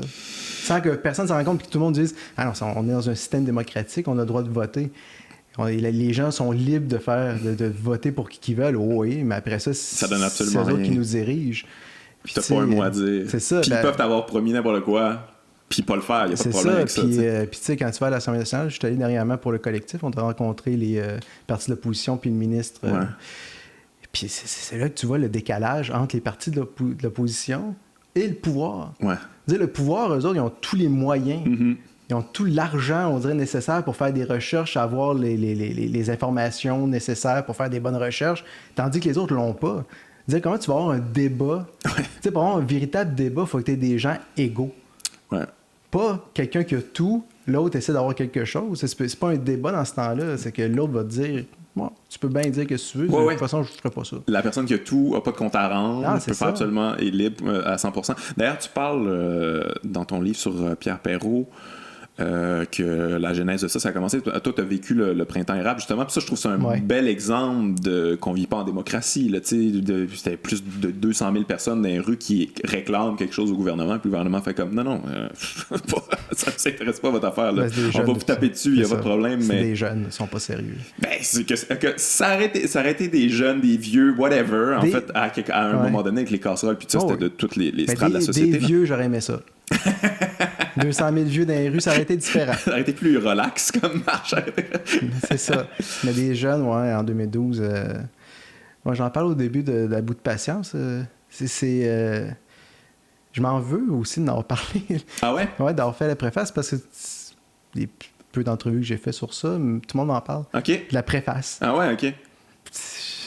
Ben moi, je t'en parle parce que ça fonctionne avec la démocratie. C'est correct, c'est juste que... mais c'est dans un contexte actuel, là, avec Pierre Perrault, mais c'est sûr qu'en 2012, tout ça était assez ridicule. Là. On ne peut pas laisser... Même s'il y a des gens qui ont une parole, qui sont capables de revendiquer des choses, puis ils montrent qu'ils sont nombreux à le revendiquer, puis ça donne absolument rien. Puis c'est détaillé, puis c'est réfléchi, puis c'est pensé, puis on fait comme si c'était absolument n'importe quoi. Puis c'était comme farfelu, même s'il y a des endroits dans le monde que c'est ça. Puis c'est une revendication qui était dans le rapport parent. Oui. Tu sais, la société québécoise est fière de son rapport parent, mais tu sais. On n'est pas si fiers que ça. Vous l'avez lu, fuck! On va le cacher. C'est ça, mais ouais. C'est quelque chose que tu as vécu difficilement, toi? Ça t'a mis le feu aux poudres à avoir envie de t'engager un peu plus, de faire des recherches, d'écrire, de prendre la parole un peu plus? Peut-être. Moi, je suis embarqué assez tard là-dedans. En 2012, je pense que c'était au mois de mai. Ouais. De toute façon, j'étais chargé de cours à l'université aussi. Est-ce que c'était Ouais. Puis je sais pas, moi, j'ai toujours eu une espèce de méfiance envers les foules. Non, je comprends. Non, mais j'ai quelque chose de bestial à la foule. Pas juste ça, mais tu sais, c'est pas la première fois que des étudiants sont dans la rue aussi. Tu sais, il y avait ça. Puis moi, quand la loi a été votée là, pour. C'était le projet de loi 78? Je m'en m'en souviens pas. En tout cas, la loi au mois de mai que le gouvernement a voté en vitesse pour empêcher les gens de manifester. OK, oui. Ce qui a été finalement... C'est ça, oui. Ça c'était trop. Là. Ouais. Moi, quand quelqu'un me dit tu le fais, faut pas que tu fasses ça, je vais le faire, c'est sûr. Là, je t'ai manifesté, je pense surtout que c'était pas légitime du tout. Là, finalement, ça a été débouté là, récemment. Puis ça, on l'oublie. Là, d'ailleurs, en passant, tous les gens là, qui à l'époque disaient ben ça fait bien du sens, puis on répétait à ces gens, mais non, ça fait pas de sens. Puis comme non, le gouvernement, ils ont décidé ça, c'est une loi, faut respecter les lois. C'est comme tellement à courte vue, mais là, après ça, quand on le dit là, que ça n'avait pas de sens, ben, on l'oublie finalement. Plus personne n'en parle, on a des petits entrefilets dans les journaux. C'est une loi spéciale aussi. C'était pas, c'est pas une loi traditionnelle. Là. Il y avait quelque chose qui allait au-delà de la démocratie aussi. Mais c'est ça. Moi, c'est à partir du mois de mai. Je pense que j'étais allé 25 soirs de suite. OK. C'est ça, fallait. À un moment donné, il faut que tu y ailles aussi. Là. Il s'est passé quelque chose de vraiment, vraiment antidémocratique. Il faut le dire au moins. À Québec, on était moins nombreux qu'à Montréal aussi. OK, on est tout à Québec. Mais tu sais, l'anti-émeute à chaque soir, puis t'apprends à voir comment que le pouvoir agit avec les gens. T'sais. Ça a été ça, probablement, la plus grande éducation du printemps étudiant. À Québec, on était en face du Parlement. C'est là qu'on se regroupait à chaque soir avant de partir pour marcher. Ouais. Puis, tu sais, en arrivant, il y avait déjà l'anti-émeute de sortie. Ils nous filmaient. Ah ouais, puis nous autres, si on voulait les filmer ou les prendre en photo, ils étaient pas contents. Ah, mais là, tu sais, tu me filmes, tu me vois chaque soir. Tu sais à peu près je suis qui aussi, presque. Là, tu sais. Ça, il y a un problème. Puis, il y a un soir qu'on s'est fait pogner dans une souricière. Puis... tabassé puis tout ça. Oh non, c'était super tranquille, là, mais tu sais, on s'est fait arrêter, je pense, à 10h le soir, puis on s'est fait menotter à 11h30. OK. Puis les menottes ont été jusqu'à 4h30 du matin, à peu près. Tu sais, c'était attaché dans le dos, là. C'est fucké pareil. On a fait un beau tour d'autobus. Ouais. On est parti de la rue Saint-Jean, on a fait un tour d'autobus, on est allé au Vieux Colisée. Ah! Au Vieux Colisée, on est resté 1 heure. 1 heure dans là. Le Vieux Colisée? Non, dans l'autobus. Ah! Attaché. Pourquoi? On sait pas. Là, après ça, ils ont détourné les autobus pour aller dans des directions différentes. Un petit tour de ville, comme ça. Ouais, ça, il y en a qui ont été pognés dans le fin fond de Limoilou. Fallait qu'ils reviennent à pied par la sous, ça le fait. OK. Mais ils ont... Juste pour faire chier un peu, là. Ouais, ils voulaient faire peur, ils voulaient, tu sais, ils n'avaient pas recommencer. Mais seulement à chaque soir. C'est hallucinant, ça, quand même, tu sais, parce que quand tu y vas, là, dans la rue, là, quand tu es à ce moment-là, c'est un bon indicatif que tu vis pas en démocratie, que c'est pas ce que tu pensais, là. Tu sais, quand à tout moment, on peut t'envoyer des policiers qui font sont libres de faire à peu près n'importe quoi, quitte à ce que plus tard, on dise que ça n'avait pas de sens puis qu'il n'y a même pas de conséquences de toute manière. Là, je veux dire, c'est pas ça, une démocratie. Ça devrait faire peur aux gens, mais finalement, c'est pas quelque chose qui t'a découragé aussi. Après ça, tu checkes dans l'opinion publique les chroniqueurs, puis tout ça, puis les commentaires des gens, puis les affaires que tu entends. Et comme, mais mon Dieu, ça devrait réveiller le monde, ça devrait les allumer. Puis finalement, c'est pas toujours ça. Il y en a certains qui allument, ça c'est sûr, mais... Je suis pas de même, moi. Non, moi je suis extrêmement pessimiste. moi, je concentre tout le négatif. Je suis comme fuck. Bon, moi, on dirait que je suis moins en moins vieillissant, mais. Tant mieux. Non, tu me donneras des trucs. Parce qu'on est pris, on dirait aussi dans un présent historique. On n'est pas capable de voir vraiment que c'est sur le long terme que ça se passe. Ouais. C'est-à-dire des chroniqueurs comme on les connaît aujourd'hui, là, historiquement, il n'y en a pas un qui va rester dans l'histoire. On va tous les oublier et rapidement. Parce qu'ils n'ont aucune importance dans l'histoire du Québec. Non, c'est sûr. C'est-à-dire, ça pour un prochain livre, je suis en train de travailler sur l'année 72. C'est-à-dire, je prends les journaux de l'époque, puis je les regarde, puis je prends qu'est-ce qui m'intéresse en note, tout ça. Puis, tu sais, le nombre de choses que j'ai aucune idée qui existaient, qui ont existé au Québec. C'est-à-dire, si on a oublié ces choses-là, on va oublier ce qui se passe actuellement aussi. C'est-à-dire, il y a une part qu'il ne faut pas donner trop d'importance à certaines personnes parce qu'ils n'ont aucune importance historiquement. Puis dans 50 ans, on va avoir oublié tout ça. Mais c'est intéressant ce que tu dis. Est-ce que quand tu checkes dans les journaux de l'époque, puis tu sais, est-ce qu'il y avait des éditorialistes qui disaient des affaires épouvantables pour l'époque, puis après ça, avec du recul, tu fais comme, oh mon Dieu, tu sais, j'imagine qu'eux autres, ils étaient dans l'air du temps à ce moment-là, mais ça a mal vieilli leur affaire. C'est ça, il y en avait, c'est sûr, mais la chose qui m'a plus marqué, c'est que il y avait beaucoup plus d'espace dans les journaux pour écrire. OK. C'était des articles beaucoup plus longs. Il n'y a pas des 500 mots, là. Ah non, c'est pas comme aujourd'hui, 5000 caractères maximum. Là. Mm-hmm. À l'époque, c'était des petites colonnes, puis t'avais beaucoup plus d'espace pour dire ce que tu avais à dire. Okay. Qu'est-ce qui est très, très bien en démocratie, parce que c'était capable de développer ton idée. En 500 mots, tu vas au punch. Il faut que tu fasses tes petites phrases punchées. Oui, c'est ça, puis il n'y a pas de nuance. Si tu vas être publié, c'est ça. Tandis que là, il allait plutôt dans l'analyse. Mais il y avait des chroniqueurs, c'est sûr, de droite.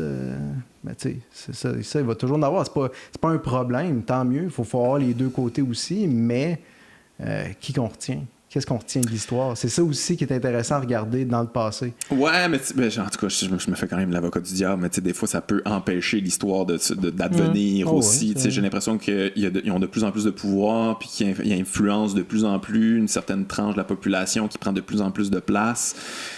Puis là, je sais pas, je sens que c'est comme une espèce d'éponge qui grossit, là, puis t'es comme, OK, non, là, c'est correct, votre place, là.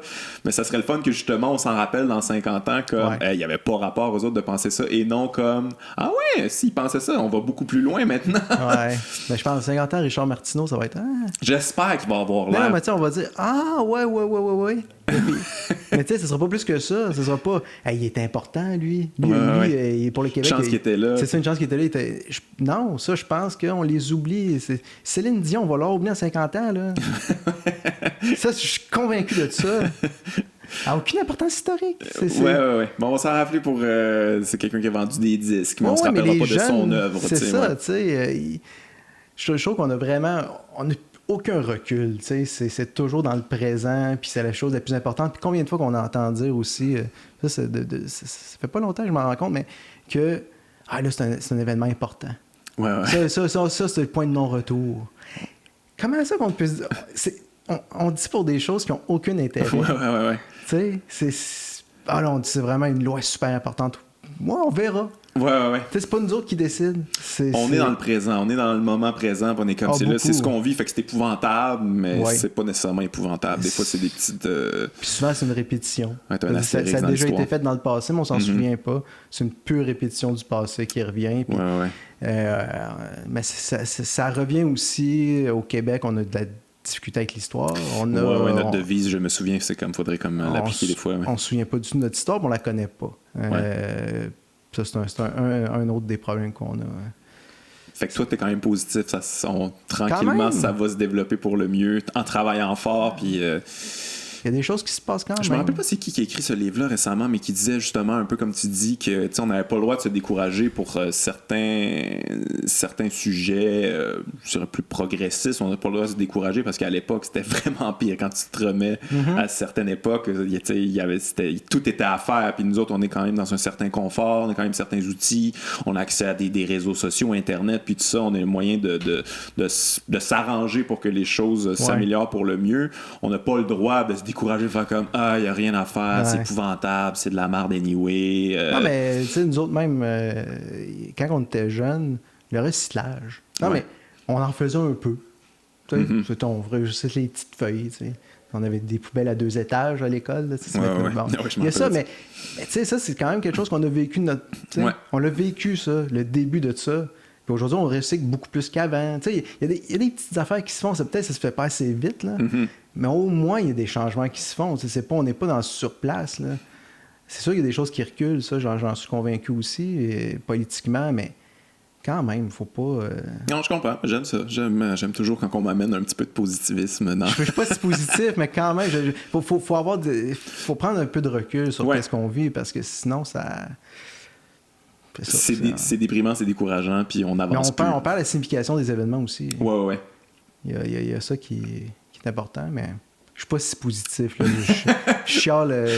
Non, mais il faut chialer, il faut s'insurger. C'est pas vrai que j'écris des livres non plus pour chialer là-dedans. Ouais. Mais chialer de manière réaliste, à quelque part. C'est un peu ça, tu sais, avec en mettant tout ça en perspective, en ayant un peu de recul, puis en n'étant pas dans l'espèce de. C'est ça la polarisation aussi, c'est une espèce de jusqu'au boutisme, là, l'extrême, de c'est ultra épouvantable ou c'est d'aller dans une utopie impossible. Là, c'est jamais aussi pire qu'on pense. Ouais. Hey, parlons un peu de j'ai envie qu'on parle un petit peu de ton livre sur Pierre Perrault, que j'ai pas lu au complet. Je te l'ai dit tantôt, je l'ai commencé, je trouve ça extrêmement intéressant.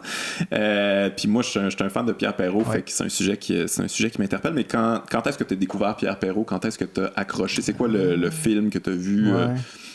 Est-ce que tu es un fan de cinéma direct tout court? Là, les Groux, Arthur Lamotte, puis tout ça? Ouais. Oui.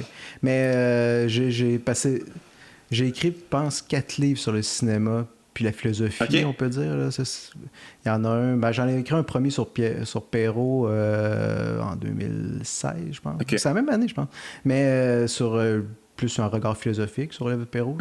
Après ça, j'avais écrit un livre aussi sur Todd Haynes, qui est un réalisateur américain. C'est un livre sur le queer. Puis j'avais publié celui-là aussi. Puis un livre sur les frères Dardenne, des réalisateurs belges. OK, je connais pas. En tout cas, j'ai une période cinéma. OK, fait que tu tripes cinéma, là. Oui, je pense plus en faire de livres sur le cinéma parce que ça l'ouvre. T'en as assez fait? Non, parce que le message passe pas. Ah ouais, OK. C'est ça l'affaire. Ben, c'est que les livres se vendent pas. Ouais. Puis que les gens ne lisent pas ces livres-là parce que je les connais pas, les frères Dardenne. Ouais, OK, ouais, je comprends. Mais Pierre Perrault, on le connaît quand même, là, un peu, mais tu sais... Pas assez. Je fais un livre sur Perrault, je fais un livre sur Todd Haynes. C'est pas un livre juste sur l'auteur, c'est un livre qui a une plus grande portée que ça. Mais les lecteurs vont pas vers un réalisateur qu'ils connaissent pas. C'est juste ça, c'est peut-être une erreur stratégique d'avoir... Tu devrais prendre peut-être un accroche un petit peu plus pop. Là. J'ai reçu récemment Marc Fortier qui a écrit un livre sur Mathieu Bock-Côté, mais finalement pour plus faire passer son essai. C'est ça l'accroche un peu. Je l'ai lu aussi, puis je me disais... Pourquoi Bock-Côté? C'est pas obligatoire. J'en ai jasé un peu. Là, je disais que c'était comme un clickbait son affaire. Puis c'était un peu d'irrier. Il trouvait que c'était un peu vrai. Mais c'était un peu pour brasser la soupe puis partir la discussion. Puis après ça, tu sais... courir avec la balle. Que le monde est en arrière en train de parler de Mathieu Bock-Côté. J'avais pensé à la même chose, j'avais dit c'était pas obligatoire. Parler de Bock-Côté. Non, c'est pas obligatoire, mais ça a fait parler, puis je pense que ça a fait lire son essai, puis mais ouais, tu sais, un peu comme tu disais tantôt, peut-être donner de l'importance à un chroniqueur qu'on se rappellera pas dans... On verra. On verra bien. Peut-être qu'on va juste parler de lui dans 50 ans, ça serait... Mais Perrault, j'avais vu pour la suite du monde, ça fait quand même un petit bout. Là. J'avais pas aimé ça tant que ça, mais j'étais au cégep peut-être. Puis sûrement qu'on t'avait dit c'est important, non, check ça. Même pas, c'est juste que je trouvais ça folklorique. J'ai eu une période anti-québécoise. Fin adolescence, début cégep, non, j'aimais pas le Québec. Puis j'aimais pas ça, il y avait des rigodons. Il y a ça un peu dans Pour la suite du monde. Ouais, mais c'est vrai que c'est folklorique. Pierre Perrault, c'est très... dans quel film, là, mais Pour la suite du monde, il y a plus ça quand même. Mais après ça, je suis revenu à son œuvre. J'ai tout vu ses films quand j'étais à début de l'université. J'ai loué en cassette à l'époque. Maintenant, ils sont tous disponibles sur ONF. Oui, l'ONF, oui. Puis ils ont sorti aussi ses premiers films là, en Pays de Neuf-France. OK. Ça vient d'être mis sur l'ONF. OK. Cool, je vais aller checker ça. Puis, c'est ça. Après ça, je pense que le premier qui m'a vraiment plus marqué, c'est l'Acadie. Sur la grève étudiante à Moncton en 68-69. C'est peut-être le premier qui m'a... C'était un film beaucoup plus social. T'avais le cinéma direct qui était pas juste ancré dans le Québec, mais il y allait à Moncton aussi. Puis... en tout cas, ça peut-être le premier qui m'a marqué, mais vraiment, le déclic, j'aimais beaucoup son cinéma, mais le déclic s'est fait avec ses essais. Ouais, c'est ça, lui, il écrivait, pour chaque livre, il écrit de quoi? Il faisait la transcription du film, parce que c'est vrai qu'il fonctionnait pour chacun de ses films. C'est-à-dire, lui, il partait pas de l'image, il partait du son. C'est-à-dire, il transcrivait tous les dialogues qu'il avait filmés, puis il faisait son montage à partir des dialogues. C'est un vieux truc de radio il a travaillé à Radio-Canada, il a fait des émissions, puis c'est le même qui procédait. Ça devait être le seul qui faisait des films comme ça, là. C'est pour ça que c'est un cinéaste de la parole. C'est la parole qui l'intéressait, puis c'est à partir de ça qu'il fait le montage de ses films. Les images étaient importantes, mais c'est plutôt ce que les gens disaient. Puis il a fait des livres, pas à chacun de ses films, mais presque, qui ont été retranscrits. Puis souvent, il mettait beaucoup de commentaires entre. C'est ça qui est intéressant parce qu'il dit qu'est-ce que lui-même pense du film. Là. Ouais. Puis pourquoi il a fait telle affaire. Ouais, c'est ça. Mais ça, c'est vraiment pour ceux qui aiment Perrault, c'est extraordinaire, ces livres-là. Mais c'est ça, c'est en lisant ses essais. Il y a un recueil d'essais des années 80 qui s'appelle « De la parole aux actes ». En lisant ça a ouvert vraiment pour moi beaucoup plus de choses dans son œuvre. Puis pour moi, c'est un des plus grands écrivains qu'on a eu. Ah ouais, écrivain, tellement bien. C'est une écriture vivante. Qui était poète en plus. Ouais. Il a écrit quand même des très très bons recueils de poésie, mais pour son écriture essayistique, on va dire, sa prose, il n'y en a pas un qui l'imite. Là. C'est vraiment, vraiment, vraiment très, très, très bien fait. Ah, mais c'est intéressant, je vais aller lire ça. J'en ai lu des extraits, là, mais j'en ai pas lu assez pour... puis je sais qu'il écrivait beaucoup par rapport à ses films. Fait que, c'est là que toute la substance politique, pour moi, apparaît le plus là, chez Perrault. Il y a un article qui s'appelle L'apprentissage de la haine. OK. Perrault était assez radical dans beaucoup, beaucoup de matière. C'est ça que j'essaie de montrer dans Bout de patience. C'est son œuvre des années 70 qui est pour moi l'œuvre qu'on parle moins. Sa période en Abitibi puis sa période avec les Amérindiens. C'est vraiment ça, les années 70. C'est ça qui donne le livre aussi à Bout de patience. Je parle un peu au début de l'île aux coudes, vu qu'à partir de Voiture d'eau, le troisième de la trilogie. Ouais. Mais c'est vraiment les années 70 qui m'ont intéressé davantage pour le livre. C'est intéressant que ça a parti des écrits, parce que c'est vrai que des fois, tu peux regarder ces films, ça peut paraître justement un petit peu folklorique, tu comprends pas trop pourquoi il fait ça, ça peut avoir l'air d'une espèce d'affaire, vieille affaire d'ONF, plate, qui a pas vraiment de... Je suis allé filmer des travailleurs, puis... on dirait qu'il y a deux pans. Pour le public en général de Pierre Perrault, il y a deux pans. T'as pour la suite du monde, que tout le monde trouve « Hey, il parle-tu bien? C'est-tu coloré? » Il y a souvent ça. Ça, c'est la partie carte postale, on peut dire, de l'île aux coudes, puis pour la suite du monde. Puis de l'autre côté, t'as la bête lumineuse. Là, t'as des gars sous. Non, mais il y a vraiment des gens, tu vas rencontrer, moi, c'est la bête lumineuse que j'aime. On dirait qu'ils n'ont pas vu le reste. Ils ont vu la bête lumineuse, puis ça, c'est pas pire. On dirait que Pierre Perrault, c'est ça. Là, mais moi, ça a commencé par la bête lumineuse. C'est ça. Ça a commencé, on me l'avait imposé, genre un cours de cinéma, puis j'avais dit, c'est comme, mon Dieu, mais c'est quoi ça? Mais c'est intriguant. Tu fais comme, mais pourquoi ça existe? C'est quoi exactement? Qu'est-ce qu'il veut dire par là?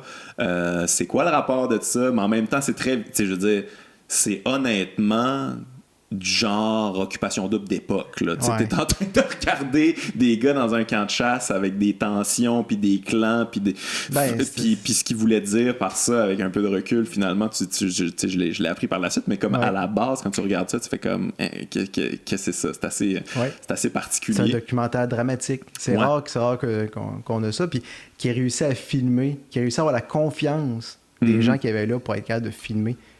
Tu sais, faut jamais oublier qu'il y a une caméra d'en face, le gars qui pleure, tu sais, ou qui se fait humilier. Il sait qu'il est filmé, puis il sait qu'il peut voir ça sur grand écran après, là. Il est pas fou, là. Comment que Perrault réussit à tout avoir ça, c'est... Je pense que c'est sa plus grande force.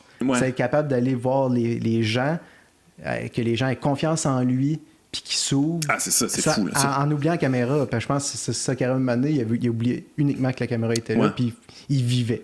C'est ça que Perrault voulait. Il voulait montrer la vie. Il voulait montrer comment que les gens, au naturel, puis... Mais tu fais bien de parler du travail derrière la caméra, parce que c'est vrai que c'est extrêmement important, tu sais, puis ça prend un grand talent qui est pas nécessairement reconnu. Moi, j'ai un ami qui s'appelle François Mété, qui est réalisateur aussi, puis je pense que c'est un fan de Pierre Perrault, là. Il a fait la première saison de 24/7, là, qui a passé à Télé-Québec. Il a aussi fait un documentaire sur le don d'organes, puis tout ça, puis lui, il fallait qu'il aille convaincre quelqu'un qui... Tu sais, des fois, quelqu'un qui va mourir, on pourrait-tu filmer ça, puis... Mais, tu sais, c'est quelqu'un de... Quand tu le connais, très enthousiaste, il est très humain, puis il va créer un contact rapidement, parce qu'il faut que ça se crée rapidement, parce que tu peux le perdre rapidement, cette affaire-là, tu sais. Fait que c'était extrêmement important dans son travail, mais c'est pas reconnu, ça. C'est juste comme un réalisateur, n'importe lequel. Si tu fais des belles images, let's go, on va faire ça. Mais tu n'auras pas tes belles images si t'as pas cette qualité humaine-là. Moi, je connais pas Pierre Perrault. Y a-tu des entrevues sur lui? On voit... c'est comme si quelqu'un de... Si je pense qu'il souvent on le mettait en opposition avec Gros, qui était plus bourgeois, pas snob, mais qui était moins proche du monde, en fait. Qui avait moins cette qualité-là, qui avait plus une distance. Il filme de loin le travailleur. Il en fait pas partie, mettons. Puis Pierre Perrault est plus... C'est plus de ses pairs, mettons. Ben, je pense que j'ai aucune idée de quelle relation qu'il y avait les deux. Ils se connaissaient. Hein? Ils travaillaient pour l'ONF. Ah, mais c'est deux grands cinéastes. Là. Moi, je pense non, c'est ça. Non, mais ils travaillaient ensemble à l'ONF. Ils se connaissaient. Puis tu le vois aussi, Perrault, dans un des documentaires de Gros, dans 24 heures ou plus, qui avait été censuré à l'époque. Là. Tu le vois, tu vois Perrault parler à un Amérindien à un lancement de livre. OK. C'est-à-dire... Gros était là aussi, en tout cas. Mais je sais pas quelle relation qu'il pouvait bien avoir les deux. Je sais pas si Gros était si distant. Mais c'est ce que j'ai entendu souvent. Mais je veux dire, c'est pas. Est-ce que c'est vrai, est-ce que c'est pas vrai, est-ce que c'est grossi, est-ce que c'est exagéré, j'ai aucune idée. Parce qu'il a quand même fait des films assez politiques. Proche des gens. Mais en tout cas, ça va être à voir, je sais pas. Est-ce que tu penses que... Tu sais, ça, c'est une maudite belle époque, là. Je trouve qu'on n'en parle pas assez souvent. Mais en fait, c'est quand même... c'est connu, là, mais cette époque-là du cinéma direct, c'est quelque chose qui est important. J'ai reçu Monia Chokri récemment, là, qui, avec son film, essayait à un moment donné dans le film de rendre un petit hommage à ça. Mais c'est quelque chose qui est extrêmement respecté, mais... Je sais pas si c'est assez reconnu, en fait. Tu sais, on dit Pierre Perrault, là. Toi puis moi, on sait c'est qui, parce que... On a fouillé, on a gratté, là, mais... C'est un des problèmes, c'est que Perrault est devenu un sujet universitaire. C'est-à-dire, ceux qui le connaissent, ils ont étudié en cinéma ou en études littéraires, mais ça perce pas le public. Tandis qu'il travaillait pour le monde. Perrault, lui, il voulait que ça devienne populaire. C'est ça qu'il voulait, puis populaire, pas juste la popularité, mais tu sais, populaire. C'est-à-dire que les gens le regardent, ça devienne... culturel, ça devient vraiment un point important de la culture québécoise. C'est ça qu'il voulait. Lui, il parlait à tout le monde. Il parlait pas juste... Il aimait pas les universitaires. Ça, il aimait vraiment pas ça.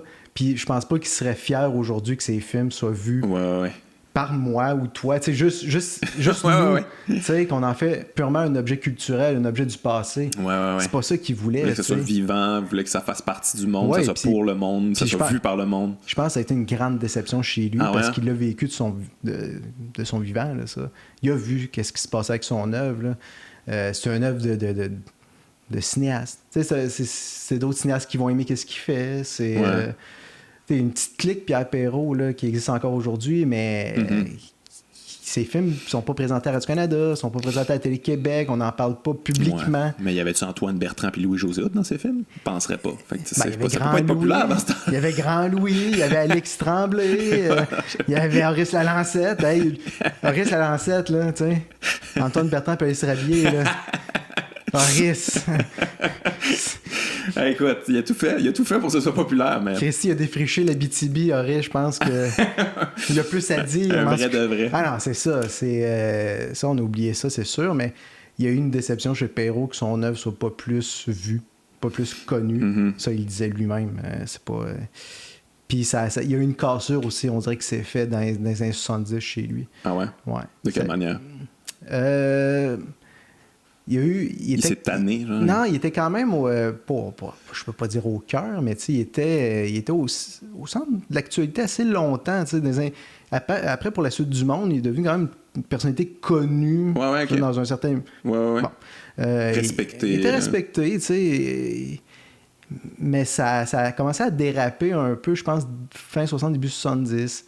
Dans le livre, j'en parle, là, la fameuse parade de la Saint-Jean-Baptiste de 69. OK. Ça, c'est un classique. Là.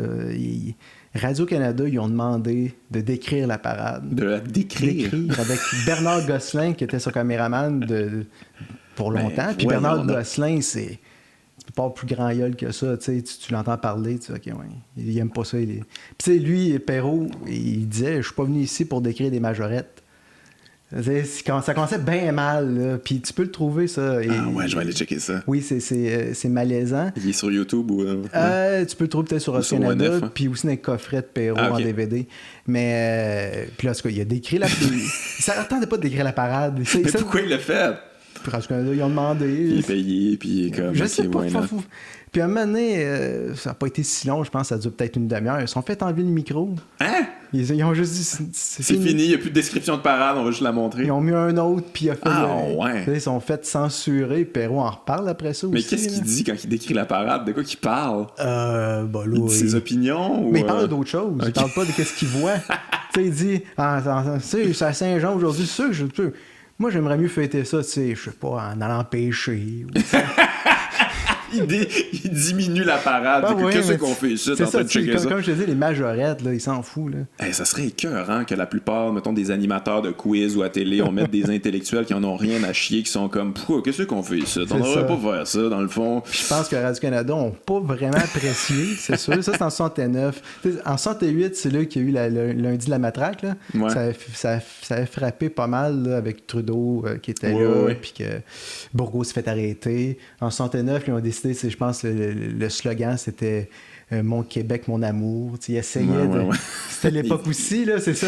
Le Perrault est là avec Gosselin, c'est... Ouais. Ça, c'est... Il l'a perdu un peu, il l'a échappé. Il y a ça, puis on dirait qu'après ça, qu'il a perdu de l'importance dans les médias. Il y en a eu...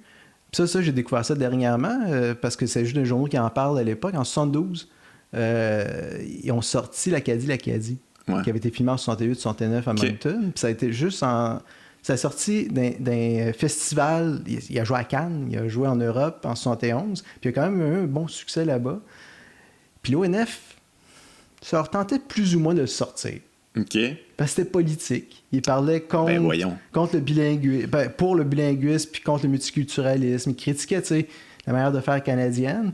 Puis l'ONF était pas mal à l'aise avec le contenu politique des documentaires. Mais pourtant, il y en avait, là. Il y en avait à cette époque-là, des documentaires avec contenu politique. Je pourrais te dire d'autres exemples aussi. Dépend lequel contenu politique. Mon Dieu. Mais c'est ça, avec l'Acadie, Radio-Canada décide de le projeter un soir, je pense que c'est le 6 janvier 72. Okay. Ça a été projeté à Moncton, je pense au Québec en même temps. Puis le soir même à Moncton, il y a une manifestation juste après. OK. Ça a vraiment bardé pendant un mois à Moncton. À cause de ça? Du documentaire. Good job. Ça, c'est un bon documentaire. Ça a bien fait ta job, Pierre Perrault. Ça a déclenché quelque chose là-bas qui était déjà présent. Là. OK, non, mais c'est sûr. Là, c'est pas... le maire Jones, je ne sais pas si tu te souviens du maire Jones, qui était le maire de Moncton à l'époque, là, il humilie les étudiants dans le documentaire. Puis, OK. Il est encore là. Ça n'a pas aidé la situation. Lui, il ne voulait pas avoir de bilinguisme dans la ville de Moncton. Il dit ça coûte trop cher, il n'y a pas assez de francophones, même si c'était 40%. En tout cas, ça a bardé pendant un mois, puis en même temps, au Nouveau-Brunswick, dans le nord-est, il y a des manifestations parce qu'il y avait un problème avec le chômage, puis ça bardait. Là. Okay. Dans le nord-est, t'avais ça, à Moncton, t'avais ça. Au Nouveau-Brunswick, au début de 1972, c'était quelque chose. Okay. Mais Perrault a une importance quand même pour avoir déclenché quelque chose. Ça marre. Oui, puis ils sont allés, lui puis Michel Brault, présenter le film devant des étudiants, je pense, au mois de janvier. Là, c'était un espèce de rappel, il était là, puis les étudiants étaient à quatre pattes devant, les autres, ils étaient « Wow! Ils viennent nous montrer des choses extraordinaires. » Mais ça, il y avait encore de l'importance, Perrault, mais je pense par la suite, quand il est allé en Abitibi, ces documentaires sur les Abitibi n'ont aucun succès. Okay. Puis ces documentaires, ces Amérindiens, ça a été pire que pire, je pense. Okay. Ça, il n'y a aucune audience. Ça l'a déçu, puis ça fait en sorte qu'un peu pas abandonné, mais qu'il a fait comme... Qu'est-ce que ça donne, finalement? Un peu, puis il avait aussi sorti un recueil de poésie, Gélivure, en 77. Okay. Puis pour lui, il disait, ça c'est ma pierre pour parler de la souveraineté au Québec. Okay. Pour lui, il voulait offrir quelque chose, puis ça n'a eu aucun impact. Ça n'a pas été lu, puis ça n'a pas été... Okay. Puis ça, je pense, ça y a fait mal. Ça y a fait mal. Puis il croyait pas vraiment aussi que le Québec allait devenir libre aussi facilement, parce que ça, c'est aux questions. Il en parle Mais c'est pour ça, on dirait qu'il a disparu un peu par la suite. Puis les documentaires qu'il a fait, c'est après les 2 films sur les Amérindiens, ça a été La Bête lumineuse. OK, ça c'est venu plus tard, OK. Après ça, c'est son documentaire sur... il fait Saint-Malo, Québec, en voilier. Ouais. Après ça, il va dans le Grand Nord canadien à la fin de sa vie. C'est-à-dire, il n'y avait plus de documentaire purement politique. OK. C'est-à-dire, il y a eu une certaine coupure des années 70. Il manquait d'idées à la fin de sa vie, tu trouves? Non. C'est vraiment intéressant, son œuvre. Même son œuvre est intéressante à la fin. C'est juste qu'il ne parle plus vraiment de politique. Ouais. Il ne parle plus vraiment juste du Québec. Tu penses qu'il y a une part de cynisme là-dedans ou de désabusement de qu'est-ce que ça donne? T'sais, parce que, mettons, Denis Arcand, je trouve que ça, là, il a fait le confort et l'indifférence, puis à un moment donné, après ça, fuck off. Denis Arcand, je pense que c'est autre chose. Mais toujours une part de cynisme, mais comme je trouve qu'après ça, ça a été juste comme... c'est très cynique de toute manière comme documentaire, là, le confort et l'indifférence. C'est déjà à la base, mais c'est un peu... Après ça, c'est être cynique, mais même pas parler de l'aspect politique. Mais en confort et l'indifférence, Perrault, il était présent là, parce qu'il a fait 2 petites séquences dans le film. Là. Okay. Parce que Denis Arcand, quand il a fait ça, le confort et l'indifférence, il voulait avoir la journée du référendum, il voulait avoir le plus de cinéastes possible de l'ONF. Okay. Il filmait à plusieurs endroits différents en même temps. Puis il avait demandé à Perrault, qui travaillait encore à l'ONF. Perrault, il a dit « Moi, je vais filmer le lendemain de la défaite. » OK. Parce que moi. Il est allé voir Horace. Écoute, en 80, ça se sentait. C'est ça, il est allé voir Horace, la Lancette en Abitibi, parce qu'Horace il avait été en plus candidat pour le Parti québécois en 76. Il était péquiste. Il va voir Horace. Horace, il dit je pense qu'on a été trop démocratique. Ça, j'aime ça, ce genre de position. Horace a ça, puis il est allé voir aussi un autre, Maurice, comment il s'appelle donc? Il était dans le documentaire Un pays sans bon sens. Maurice Chaillot, il est allé voir lui aussi. Puis pour Denis Arcand, ces 2 séquences-là, il dit c'est probablement les meilleures séquences du film. C'est les personnages de Perrault, puis c'est Perrault qui est allé filmer aussi. Ouais. Mais ça, je suis assez d'accord. C'est des images marquantes. Moi, quand Horace dit on était trop démocratique. Ouais. J'aime bien les images aussi des paysans là, qui parlent de ça d'une manière avec plus d'intelligence, puis plus de recul, puis plus de lucidité que ben du monde éduqué entre guillemets. Là. Mm-hmm. Mais non, c'est ça. Perrault, pour moi, il y a encore du stock à chercher. Ouais. C'est inépuisable. C'est un des grands qu'on a eu, un grand intellectuel, un grand cinéaste. Même s'il n'aimait pas le cinéma, ça c'est autre chose. Là. Ouais. Il n'aimait pas le cinéma. Non, il n'allait jamais au cinéma voir un film. Là. OK. Il s'en foutait vraiment. Là, mais il faisait partie d'une vague quand même. Il checkait tous ses collègues. Étais-tu informé, ça l'intéressait-tu? Tu parlais de Michel Brault tantôt. Michel Brault, c'est sûr, oui. Mais côté cinéma de fiction, non. Ça l'intéressait pas. Lui, c'est le documentaire qui l'intéressait. Puis encore là, le documentaire, oui, mais pas à n'importe quel prix. Il est vraiment particulier. Sa manière de faire des documentaires, c'est quasiment pas de la fiction, là, mais c'est pas stagé, mais presque. Là, c'est la manière de le structurer quand même particulière. Ça, c'est le montage. Ouais. Mais Perrault aurait pas aimé ça que tu dises ça. Non, je comprends. Non, mais il tenait vraiment pour lui à dire c'est la réalité. Moi, qu'est-ce que j'ai filmé, c'est ça. Mm-hmm. Puis pour lui, c'était la vérité. Sa vérité à lui, c'est sûr, c'est lui qui fait le montage. C'est de la manière qu'il a vécu les événements. Pour lui, ces films, c'est des témoignages. Il témoigne de qu'est-ce qu'il a vu, qu'est-ce qu'il est allé chercher sur le territoire. Tous ces documentaires, c'est comme ça qu'il les a fait, mais il est complexe, Perrault. C'est pas. Non, mais je parlais de stager parce que je pensais à La Bête lumineuse. Il faut quand même que tu le stages, cette affaire-là. Là, ça arrive pas naturellement. Il faut quand même que il faut que tu vois. OK, ça devrait se dérouler à peu près comme ça. Je pense que je vais avoir ce matériel-là, puis on va pousser ça de cette manière-là. Mais Perrault, c'est pas juste comme vous faites un camp de chasse, je m'invite, moi, les filmer. C'est pas Perrault, ça. lui, il dit pour faire un bon documentaire, il faut que tu aies une situation. Ouais. C'est ça, il faut que tu aies une situation. La pêche au marsouin. Pour la suite du monde, c'est une situation. Mm-hmm. Ça l'a bien servi. Ça déclenche sa carrière. Mais le deuxième de l'île aux coudes, c'est ils vont en France. Avec Alexis Tremblay, ils vont voir leur ancêtre français. Ça aussi, c'est une situation. La grève étudiante à Moncton, c'est une situation. Ouais. La situation de La Bête lumineuse, c'est un camp de chasse. Mm-hmm. Je pense qu'il n'y a absolument rien de stagé. Ouais. Je pense qu'il savait qu'il mettait 2 personnages avec Stéphane Albert Boulay puis son ami d'enfance, le cuisinier. Ça, il savait qu'il y avait une il va espèce se de passer de friction, quoi. il y avait quelque chose qui allait se passer, et l'alcool aide tout ça. Yes, ça c'est sûr. C'est-à-dire, C'est sûr et certain, on verse un petit peu d'alcool là-dessus. Action. C'est ça, c'est là que ça s'est passé. Mm-hmm. Le reste, il n'y avait aucune idée de ce qui allait se passer, je pense. Ouais, je comprends. Mais il me semble que j'ai entendu ça quelques fois quand même, qu'il y a des gens qui soupçonnaient qu'ils stageaient peut-être des trucs, mais...